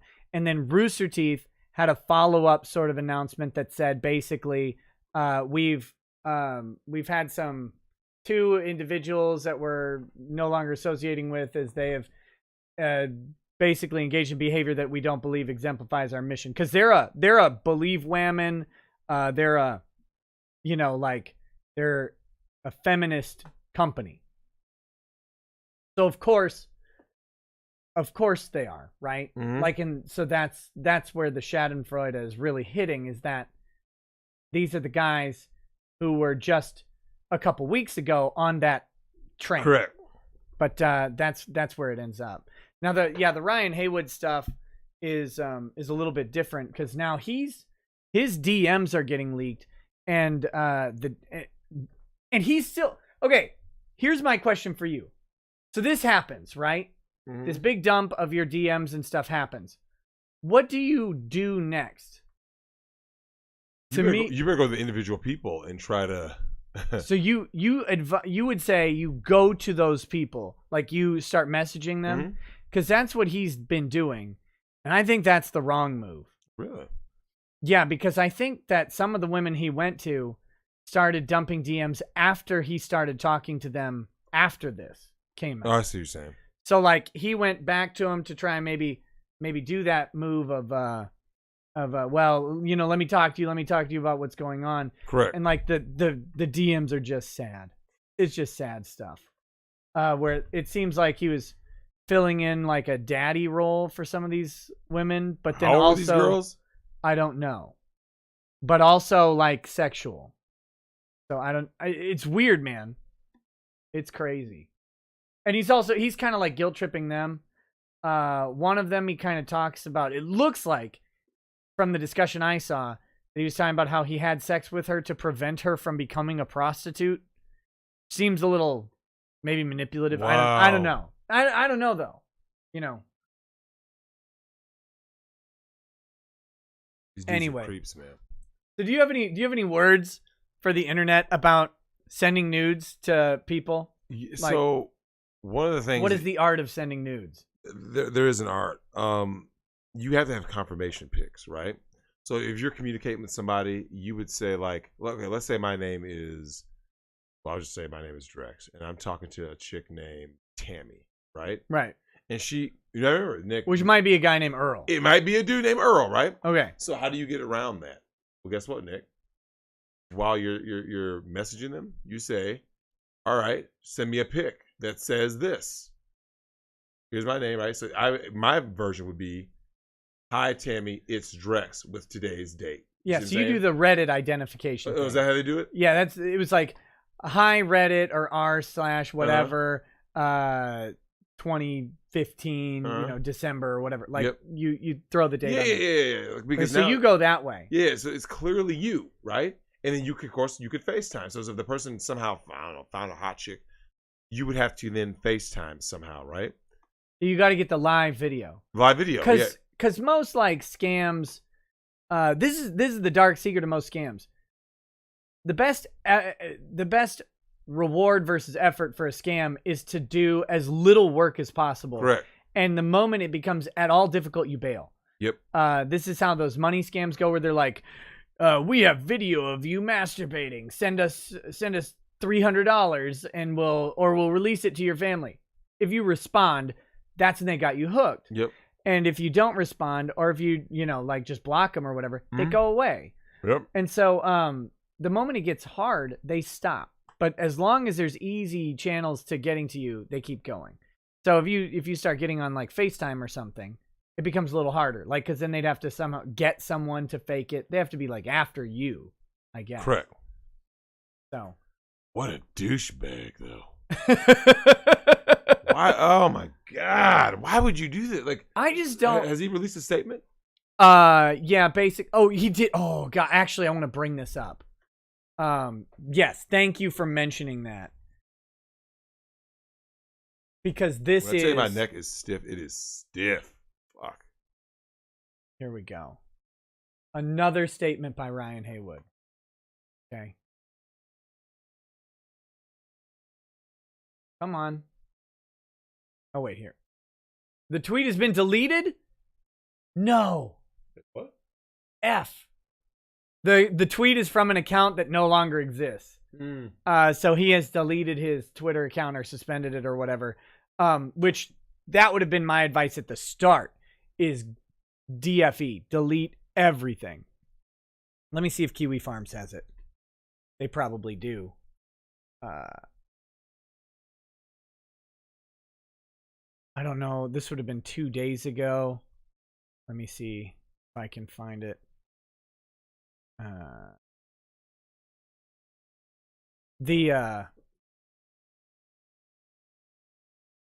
gosh, this is going to be impossible to find quickly. We're almost done. Nick, I've got to go to a chiropractor, man. Why don't you go? I've given you a reference to a really good one right by your house. Damn. Like 5 minutes Every from your time house. I do this drive, man, I'm telling you, my body hurts more. My hip and my neck and my back. Does anyone in the Discord have this real quick? Let me just see. They happen to have it. Because his statement is great. There's one specific thing I want to bring up with the statement. That's why I'm looking for it.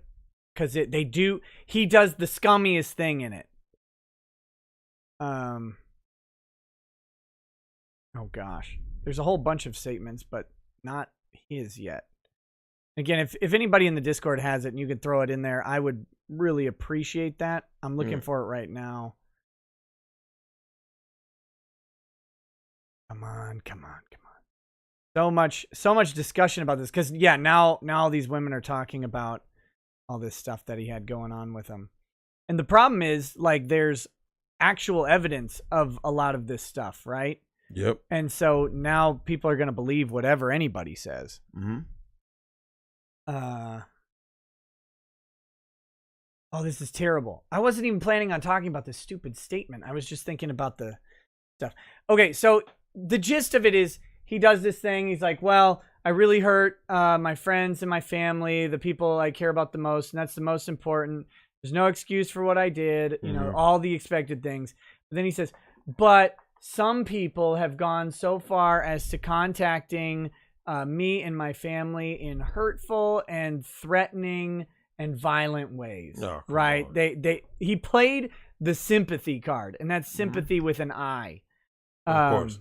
That's the thing that pisses me off. Like, well, I may have done all this, but stop death threatening me. It's like, who's death threatening you? Nobody. Who's saying, you know, I'm gonna kill you for what you did to your wife? Nobody on earth. Nobody on earth is doing that, and I'll never ever believe it. And that's of course the thing they did to Vic right away. Is when people question their narrative, suddenly it's, well, we're getting death threats. No, you aren't. No, you're not. Put them up online. Put every death threat you get up online immediately, if it's ever true. It isn't true. Okay, I'm trying. I think it's a lost cause. I don't think I'm going to find that statement right now because it's taking forever, and that's going to be too long. Of course. But well, here's one of them. Thedius. Oh, Thedius, thank you. He says, I made mistakes and will be leaving Rooster Teeth to focus on rebuilding my family and life. I'm sorry to anyone I've hurt. I do want to say emphatically that I never did anything illegal. You said that emphatically with it. That's what he said. I mean... look, I never did nothing illegal. Well, I don't know about that, pal. The consequences of my actions are mine to deal with. Please stop harassing and threatening my family. That was the first one. And he had another one in the second one somewhere, but I don't need to get into it. We can just go ahead and... but that's what's going on, man. And I think the reality is pretty simple. I think the entertainment industry is just people need to realize what it is. It's a breeding ground of this. And don't forget, Nick, all of it is forever, right? Yeah. Doing stuff like certain, what this guy's doing. This is forever. Sending pictures of you and your wife, don't. Just don't. Oh, let's see. Here's the statement from Adam, the other guy. It says, this feels surreal to write, but as of today, I'm leaving Funhouse. I can't tell you how grateful I am to have been part of this group, and I'm sorry I've undercut its legacy with my stupid actions. Wow. Sorry to my coworkers, my friends, but most importantly, I'm sorry to my wife, who I love with all my heart. All of it, though? No. Like, does anybody believe this? This man is sticking dildos in his ass for someone on the internet that he's never met. Correct. He loves his wife with all his heart, though. He does not. She has been nothing but good to me, and now she's having to deal with the mess I've created. I wish my head was in a place to properly talk about this, but it's not. Maybe in time. All I can say is that the last few days have been an unbelievable breach of privacy and peeling back of my life. I like that peeling back, that word choice. Yeah. You broke my privacy. And it would be one thing if it was isolated to me, but I've dragged others in. I've destroyed long friendships and upturned the life of the most incredible woman I know. Healing takes time, and these scars run deep. To save the most valuable relationship I will ever have, I need to change. I need to be better for her. Jess says, you need to be better for you. Right. And that will be better for her. Correct.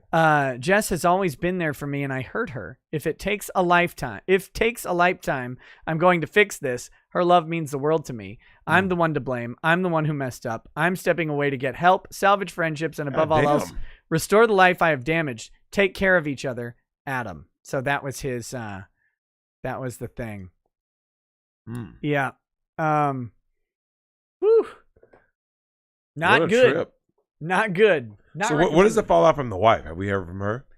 The only statement I've seen from her so far was on, I believe it was on Reddit or something, or Instagram.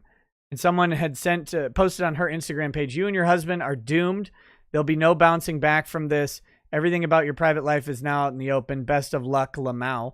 Yep. And she said, enjoy the show, bro, with a peace sign. So that could be like, because he said, your life is now out in the open. Correct. She's like, enjoy the show, being kind of defiant about it. Or she could be saying, enjoy the show, there's fireworks coming. Don't know.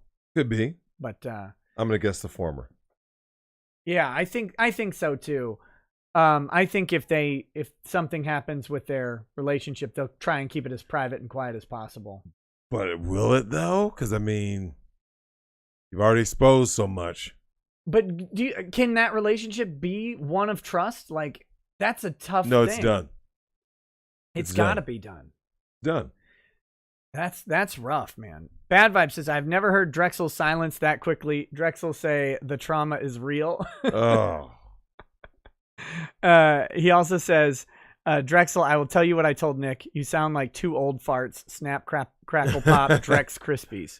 Oh, goodness. Yeah, because of we're always complaining. We're like, oh, no. The other day, before my show, I was laying in bed, and I was like, and I did a back stretch, and I felt one of my vertebrae turn. I'm like,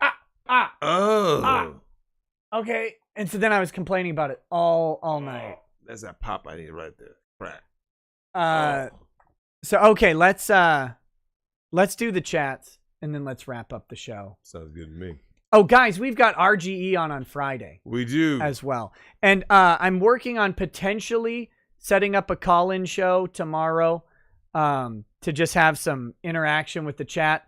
How we'll do it, I don't know yet. I might not be able to get it set up, but we'll see. We'll see. Maybe I'll ask Gator if he'll help out or something, because I don't know how to do anything like that.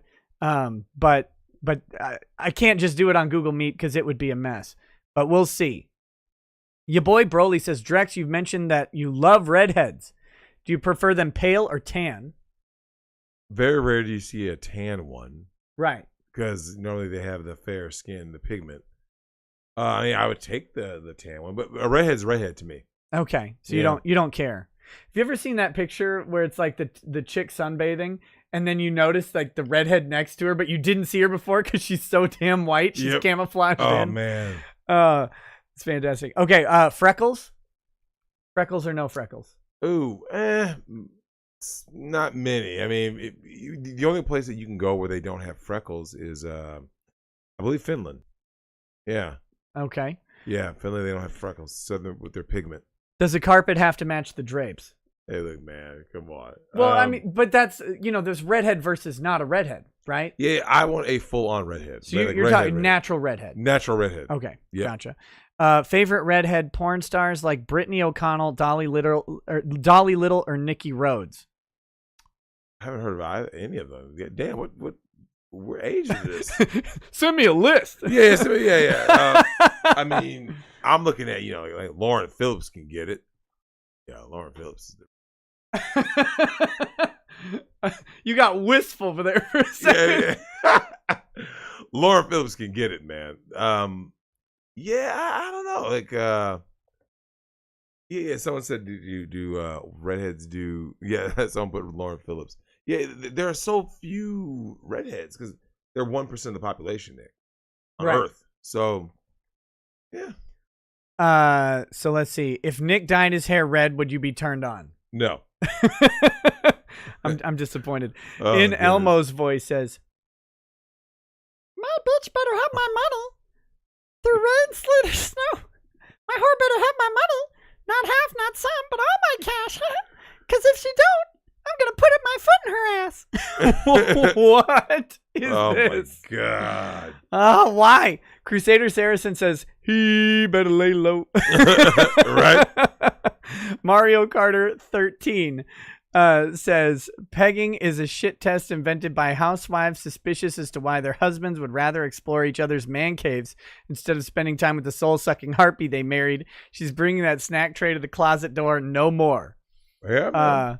It is a shit test. Meximan and Cheese says, Nick, get a split unit AC. It's 2 pieces. All the loud stuff is outside. Just need to make a small hole in the wall to run a pipe in. Yeah, the problem is this is a vault. It's hard to get the hole in the wall, and the pipe is not that simple. But I do want something like that. I'm thinking about it. Muff Diver says, now wait a minute, Drex. You'd smash a trap to save Dollhouse Phil, but not Nick? Factor in that you'd step in to take care of Nick's family if something happened to him. Seems pretty sus to me. Chat press 1 if you think Drex is the imposter. Oh. Yeah, the chat does do me dirty, Nick. They give me these horrible ultimatums. Yeah, well, you make your choices. The Big Red Bear says the problem is you don't prevent people from becoming right-wing by censoring them. If anything, you create more radicals this way, especially with the legitimacy of the current ruling class is in decline. This is not how you preserve power. #fail. He also says Assassin's Creed also made the Byzantine legit atheist Templars who were trying to overthrow the noble Ottoman Empire. Don't expect accuracy from these cunts. The Byzantines as Templars, anyone who history is extraordinary bullshit. Magnolia Thunderpussy says, gents, we have... What are these names? I was just literally about to say that. Gents, we have a scientific question over on Hard Bastard stream. We want to know if you're a red-pilled Chad or not a cuck, and you're blowing the back out of a leftist chick. Does the deep dicking after her political beliefs... Wait. Does the deep dicking after her political beliefs or make her less insane? It can temporarily, but as long as they stay in that environment, they always go back to their default. So you have to like remove them. Yeah, they have to get removed from that. Meximan and Cheese says, stripper preacher reality. Ever since I was a little girl, I dreamed of being showered by praise and attention. Then when I found preaching, it was great, but too much work. That's when I discovered stripping.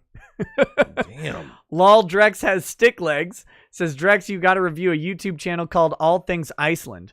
A black woman from NYC who brought her politics when she moved to Iceland. Also, have you met up with Anna? If not, you are going to get me in contact with this rare Christian waifu, correct? Oh, wow. Yeah, Anna was very nice. Yeah, I loved having her on. As far as all the rest of it, though, Nick, I mean, hey.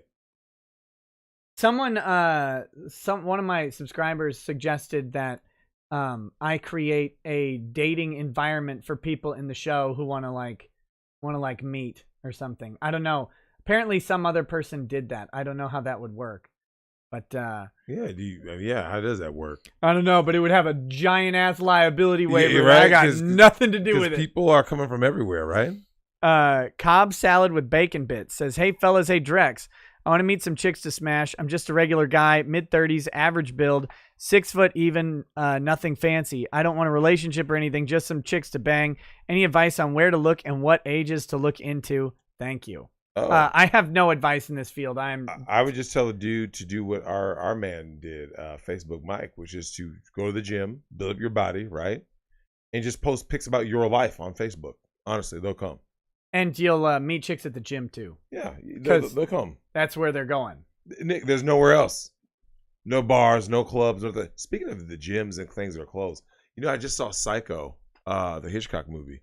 Yeah. 60th anniversary in the theaters, and it felt good to see it in theaters. It's like, finally. Yeah. Theaters. I'm waiting for Halloween because that's my favorite. It's at the local one, I think. Sure. The one like just down the road from here. Oh. Okay, I can ask. My buddy is over there. Derpy Jew says He-Man or Thundercats. And we're talking old school, not new stuff. Yeah. That's a toss up because okay. I'm going to say He-Man because Skeletor had better one-liners. Skeletor did have, but why do you hate Panthro? Why do you hate black people? Panthro is black. Make no mistake. Lionel. I've got to fix the Thunder Tank. Lionel. Yeah, I'm telling you, man. Panthro. Oh, God. Sword of Omens. Give me sight beyond sight. Chitara in the bathroom. I Hate Yankees says, clarifying a super chat I sent the other day. Do you prefer Joseph Story's commentaries on the Constitution or the rebuttal written by Abel P. Upshar? I haven't read either of them. So I couldn't tell you. Sorry, I don't know. Malachi, I prefer my commentary on the Constitution. Malachi Gaming says, Wiener Bros back at it again. Frederick Little says, hey, Nick and Drex, what's up?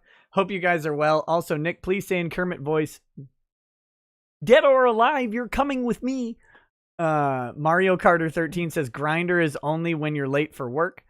Chimera says, Drexel, what's your opinion on waifu VTubers? That's where you've got like software that maps your face onto like an anime chick. So Blade Runner style. No, like so you're on YouTube, but instead, so like if I did it, it'd be like I'd make myself into Faye Valentine or something. Oh, for example, not directly, but, I know what you're saying, but that's the idea. Oh, and who would I choose? No, it's just what's your opinion on that? I mean, it sounds cool to me. Like, you know, they make more money than the Catholic Church. They make unlimited amounts of money. It's insane. Wait, who's watching that, or who's like, you know, paying them? The same thing as this, like super chats and stuff, and they want to see what, anime people? Yeah, well, and they're like, you know, it's always they do like a chick voice or whatever. Oh, yes. Oh, Chan, I love you. Oh, Mama Kun, or whatever. Oh my. Angry Baneling says, do not besmirch ACB's Curves of Justice, 11 out of 10. Oh, God. Creeper Weirdo says, for movie night, try A Boy and His Dog with Drexel. Think the movie will speak to him. Also, the ending is brutal. I've never heard of A Boy and His Dog. I haven't either. DOG Beerus says, Drexel, what's the story with you and Miss Valdez? Have you seen her Instagram? The chick is built like the Hulk. Lots of booty shots, too. A real woman of Christ. You have gone to her Instagram. No, I actually haven't. I didn't know. But I said that, I think, during the thing. I said that, you know, never listen to their words, look at their actions, right? Yeah. And the actions of a lot of them is, like I said, starving for attention, doing the same thing that the thoughts are doing. Like this pastor turned stripper. Right. Turned, about to be Nick, prostitute. Like, they're all the same, man. Just because she dances go-go, that don't make her a ho no. Look, man, they called up my mama. Said I'm in love with a stripper. Yo. Oh my God. It's true though, man. Like that's just what they do.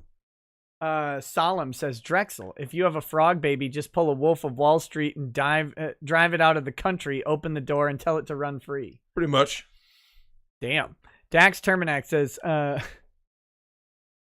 tell me, Drex, in all seriousness, if an average-looking guy is just looking to smash, yes, smash, not relationship, after a long dry spell, where would be the best place to start looking? I don't know why that was in Kermit voice, but that's what was requested. I don't know why either. Yeah, the best place? I mean, honestly, Nick, with everything that's going on with the whole Me Too shit, yeah, you are better off going online. Otherwise, like, you could always just meet just in like regular places, you know, because I mean, not much is open. Yeah, so the things, the things that you would normally do, it's kind of limited. I mean, like I said, you can always connect online and then meet for coffee, something like that. The awkward thing is when she asked, I can't even tell the joke because the awkward thing is when she asks you to spit in her mouth, but you have to take the mask off first, right? Red Mage, wait, no, Bloody Bumper says, are you going to sleep on Masvidal's flying knee? Red Mage 13 says, with the virus, simple fact is it would have hit us no matter what. So the whole this person would have handled it better is BS, which I keep hearing from the left. Every country in the world had cases. Frank the Tank 285 says, Drex, the problem is normies don't pay attention. They just see a title they recognize and go buy it. Hope you two are doing good. I believe that, man. Yeah, of course. Like Last I was shocked at the amount of people, Nick, when The Last of Us 2 hit, that like didn't know anything. I was kind of like, really? Like, yeah, they had no idea. Because we get like trapped up in our bubbles. Like I follow Geeks and Gamers and Nerdrotic and Az and stuff. And so I saw a bunch of the stuff right away about how ridiculous Last of Us 2 was, even though I don't care about it. Correct. But if you don't follow them, like, you might not ever see their content because the bigger publications are going to get promoted. Correct. Mario Carter 13 says, why is the room so hot? You're here with me. Tragic the Garnering says, would you be interested in doing a New Zealand election results stream? Damn. It'd be 1 a.m. on Saturday for you. So Friday night stream. I have no idea anything about New Zealand and their election. Like, I would be there'd be nothing for me to talk about. On Saturday the 17th. So Friday night stream. No, we've got Raging Golden Eagle coming on. Sorry. I missed that guy. Mario Carter 13 says you either vacuum the carpet or learn to munch it. Nate Walking says check out Rollo Tomasi, writer of The Rational Mail on YouTube. He interviews this woman's husband recently. Take the red pill, my brothers. Oh, the stripper woman, I think. Oh, damn. Queen Nidus says OnlyFans is basically Chatterbait. At least on Chatterbait, you are doing stuff live and help someone on some third world country. Damn.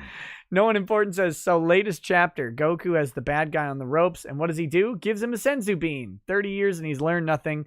Fans raged. That's why you need Vegeta. Yeah, I know. And they've always done him a disservice on the show. Yep. DCV Titan says, if you hate the lack of racial diversity in stats, enjoy what's coming to D&D. Lemon Ration says, had a weird dream where you guys were interviewing an E-Thought and her simp boyfriend pulled out his micro peen on camera right after Nick left for the bathroom. Oh, damn. Derpy Jew says you should watch Steel Sharks with Gary Busey and Billy D. Williams. I bet that's great. Is that on Amazon?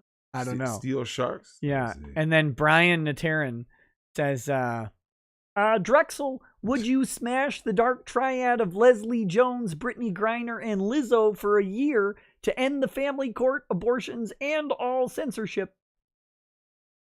That's a tough one. Say those names. Leslie Jones, Brittany Griner, and Lizzo. How long? So the man, the ugly, and the fat. 1 year. 1 year.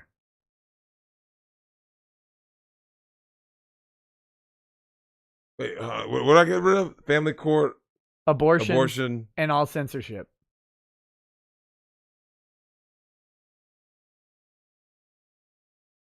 A year. Just a year. Just 1 year of your life. You know what? Did you watch Dark Mirror or Black Mirror? I've seen a couple episodes. Did you see the first episode? The pig? Yeah. Yeah. That's you for a year. 1 year. You're like... Ruined. Yeah. So, I mean, psychologically, you're basically done forever, right? You're done till the end of time. I mean, you've never drank. I've never known you to drink, but you will. Yeah, in censorship in the family. That's a mighty big 1 times 3 to take for the team. 1 times 3 times 365. And I would consider it to save mankind from censorship and deplatforming. Oh, that's very, very noble of you. Kidda says, hasn't Drex talked about Project Melody? Did you talk about Project Melody? You have told me about who that was. That's a VTuber. VTuber. And yeah, she's a variant of anime VTuber. Picture that. Only work safe in 2D anime avatar. JRJ Studio says, to all the police and military, love the vids, mate, enjoy. Oh, thanks. Thank you. Appreciate Thank you. That. All right, guys. That's the show for tonight. That's the show. Yeah, I mean, like tomorrow I'm so happy because now I'm always terrible on the first show because I'm always a horrible drive. Yeah. So tomorrow is Thursday. I'll be all. Yeah, you were really lackluster tonight. I'm really disappointed in you. I can drive. You know what's great? When I came here, you were asleep. Yeah. Oh, I was passed I'm out. like, it was great. Look, I had to rehang that TV. That was so much work. Yeah. It's I'm interested to see if we can figure out the call in, and then RGE, who I love to death, like I said. Yeah, great guy. Great guy. Great content too. Yeah. So yeah, that'll be Friday. Tomorrow we'll see if we can do the call in. If we can't do a call in show, I'm gonna reach out to some people who've been in emails and see if they'd be available for the show to do just like some guests for segments rather than a call in. If I can figure out a call in, I'll do that. But you guys are asking if I'm gonna do Twitch. Maybe. I don't assume you want to do Twitch. I ain't doing shit. Yeah, I figured. I'm gonna face plant on this damn fucking bed. Okay, so here's the answer. I will do Twitch, but I'll probably only do one movie because I got to get up tomorrow and drive. I'm gonna have. What time are you supposed to drive? Like 10. 2 now. I know how this works. You have to understand. This is my life. I chose the sword. I did not choose the ball. So I'll do one movie. It's gonna be just a few minutes, guys. I have to throw together some food. But yeah, come on over to Twitch, and we'll make it happen. It'll be a good movie. I don't know what movie to watch. What movie should I watch? I'm doing only horror movies on Prime. Yeah, well, the Friday the 13th movies, I think a lot of them are up. Yeah, I've watched a couple of them. Let me see real quick if I can determine what movie would be on there. Not the suggested. There've been some that I've been wanting to watch lately. Bride of Reanimator or Slugs. What? What's your problem? Yeah, those are questionable movies. You haven't seen either of them. Look, man. Final exam. Some may pass the test. God help the rest. I got a feeling, Nick. Terrible. Bride of Reanimator. I think I've seen that. That's okay. That's a good movie. Season of the Witch by George A. Romero. That's not the Halloween Season of the Witch. It's something different. Season of the Witch was the name. Yeah, that was the part 3 of Halloween. Microwave Massacre. 1983. Fed up with his wife's lackluster cooking, Donald kills her and feasts on her remains. Damn. How does that sound not just amazing? Yeah, but the movie itself might be bad. Good premise. I mean, maybe. It's 1979 is when it came out, apparently.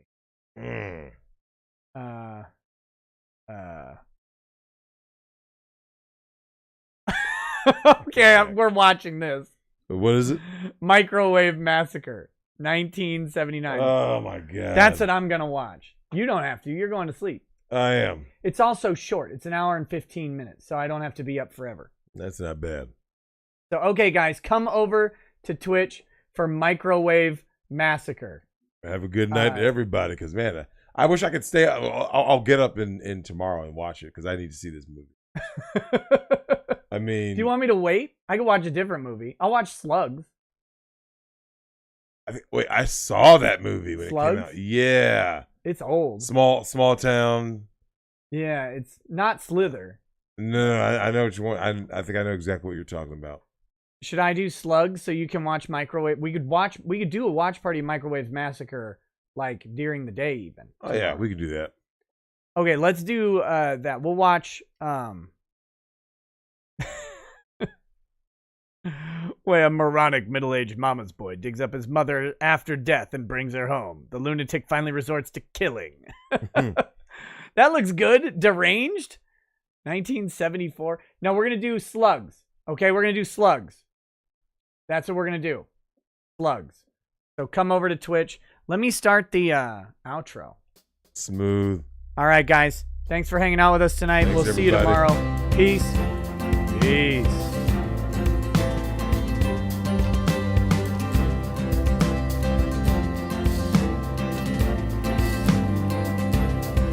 Oh, he drinks a fair bit, but you realize that it just helps get his noggin jogging along. With his glass by his side and his kids asleep tight, we'll hear some lost-splaining tonight. With his microphone muted, we'll laugh at this boomer until he explains it's all part of the plan. Watch his face become redder as he becomes madder, raging at idiots from Twitter. white shores of Timberwolf Nan to Sniper the says, hills last of minute, Glen. sorry. There's Drex, if you want to know why VTubers make money, look up Iron Mouse on So YouTube. pour out a glass for the ones who have passed. He said he'll do that. He's not by the What we have now. Later. Oh, his lady is fair, and she handles herself with the grace of one who has borne many children. As the wife of a lawman, she makes sure that he has the time and the place to provide for them there. So pour out an art bag, a bow, more of that frog. The spirits flow as the ones who get unemployed. So pour out a glass for the tea, post on Twitter as we hear Lost Planning tonight. From the white shores of Nan to the hills of Glenlivet, there's no one who explains the thought better than Nick. So pour out a glass for the ones who have passed to make the law what we are now. Oh, the guests are all plentiful, from Dante to Drex. They bring their perspective and spice to the mix. But the reason we're here and the one that we cheer is the one who is showcasing us his career.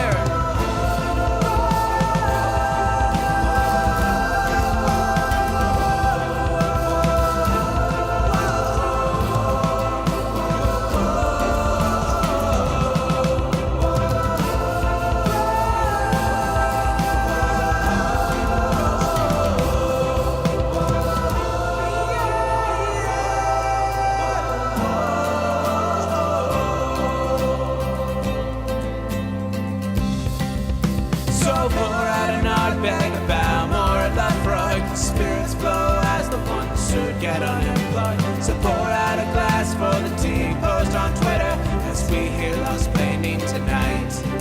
From the white shores of Nan to the hills of Glenlivet, there's no one who explains the thought better than Nick. So pour out a glass for the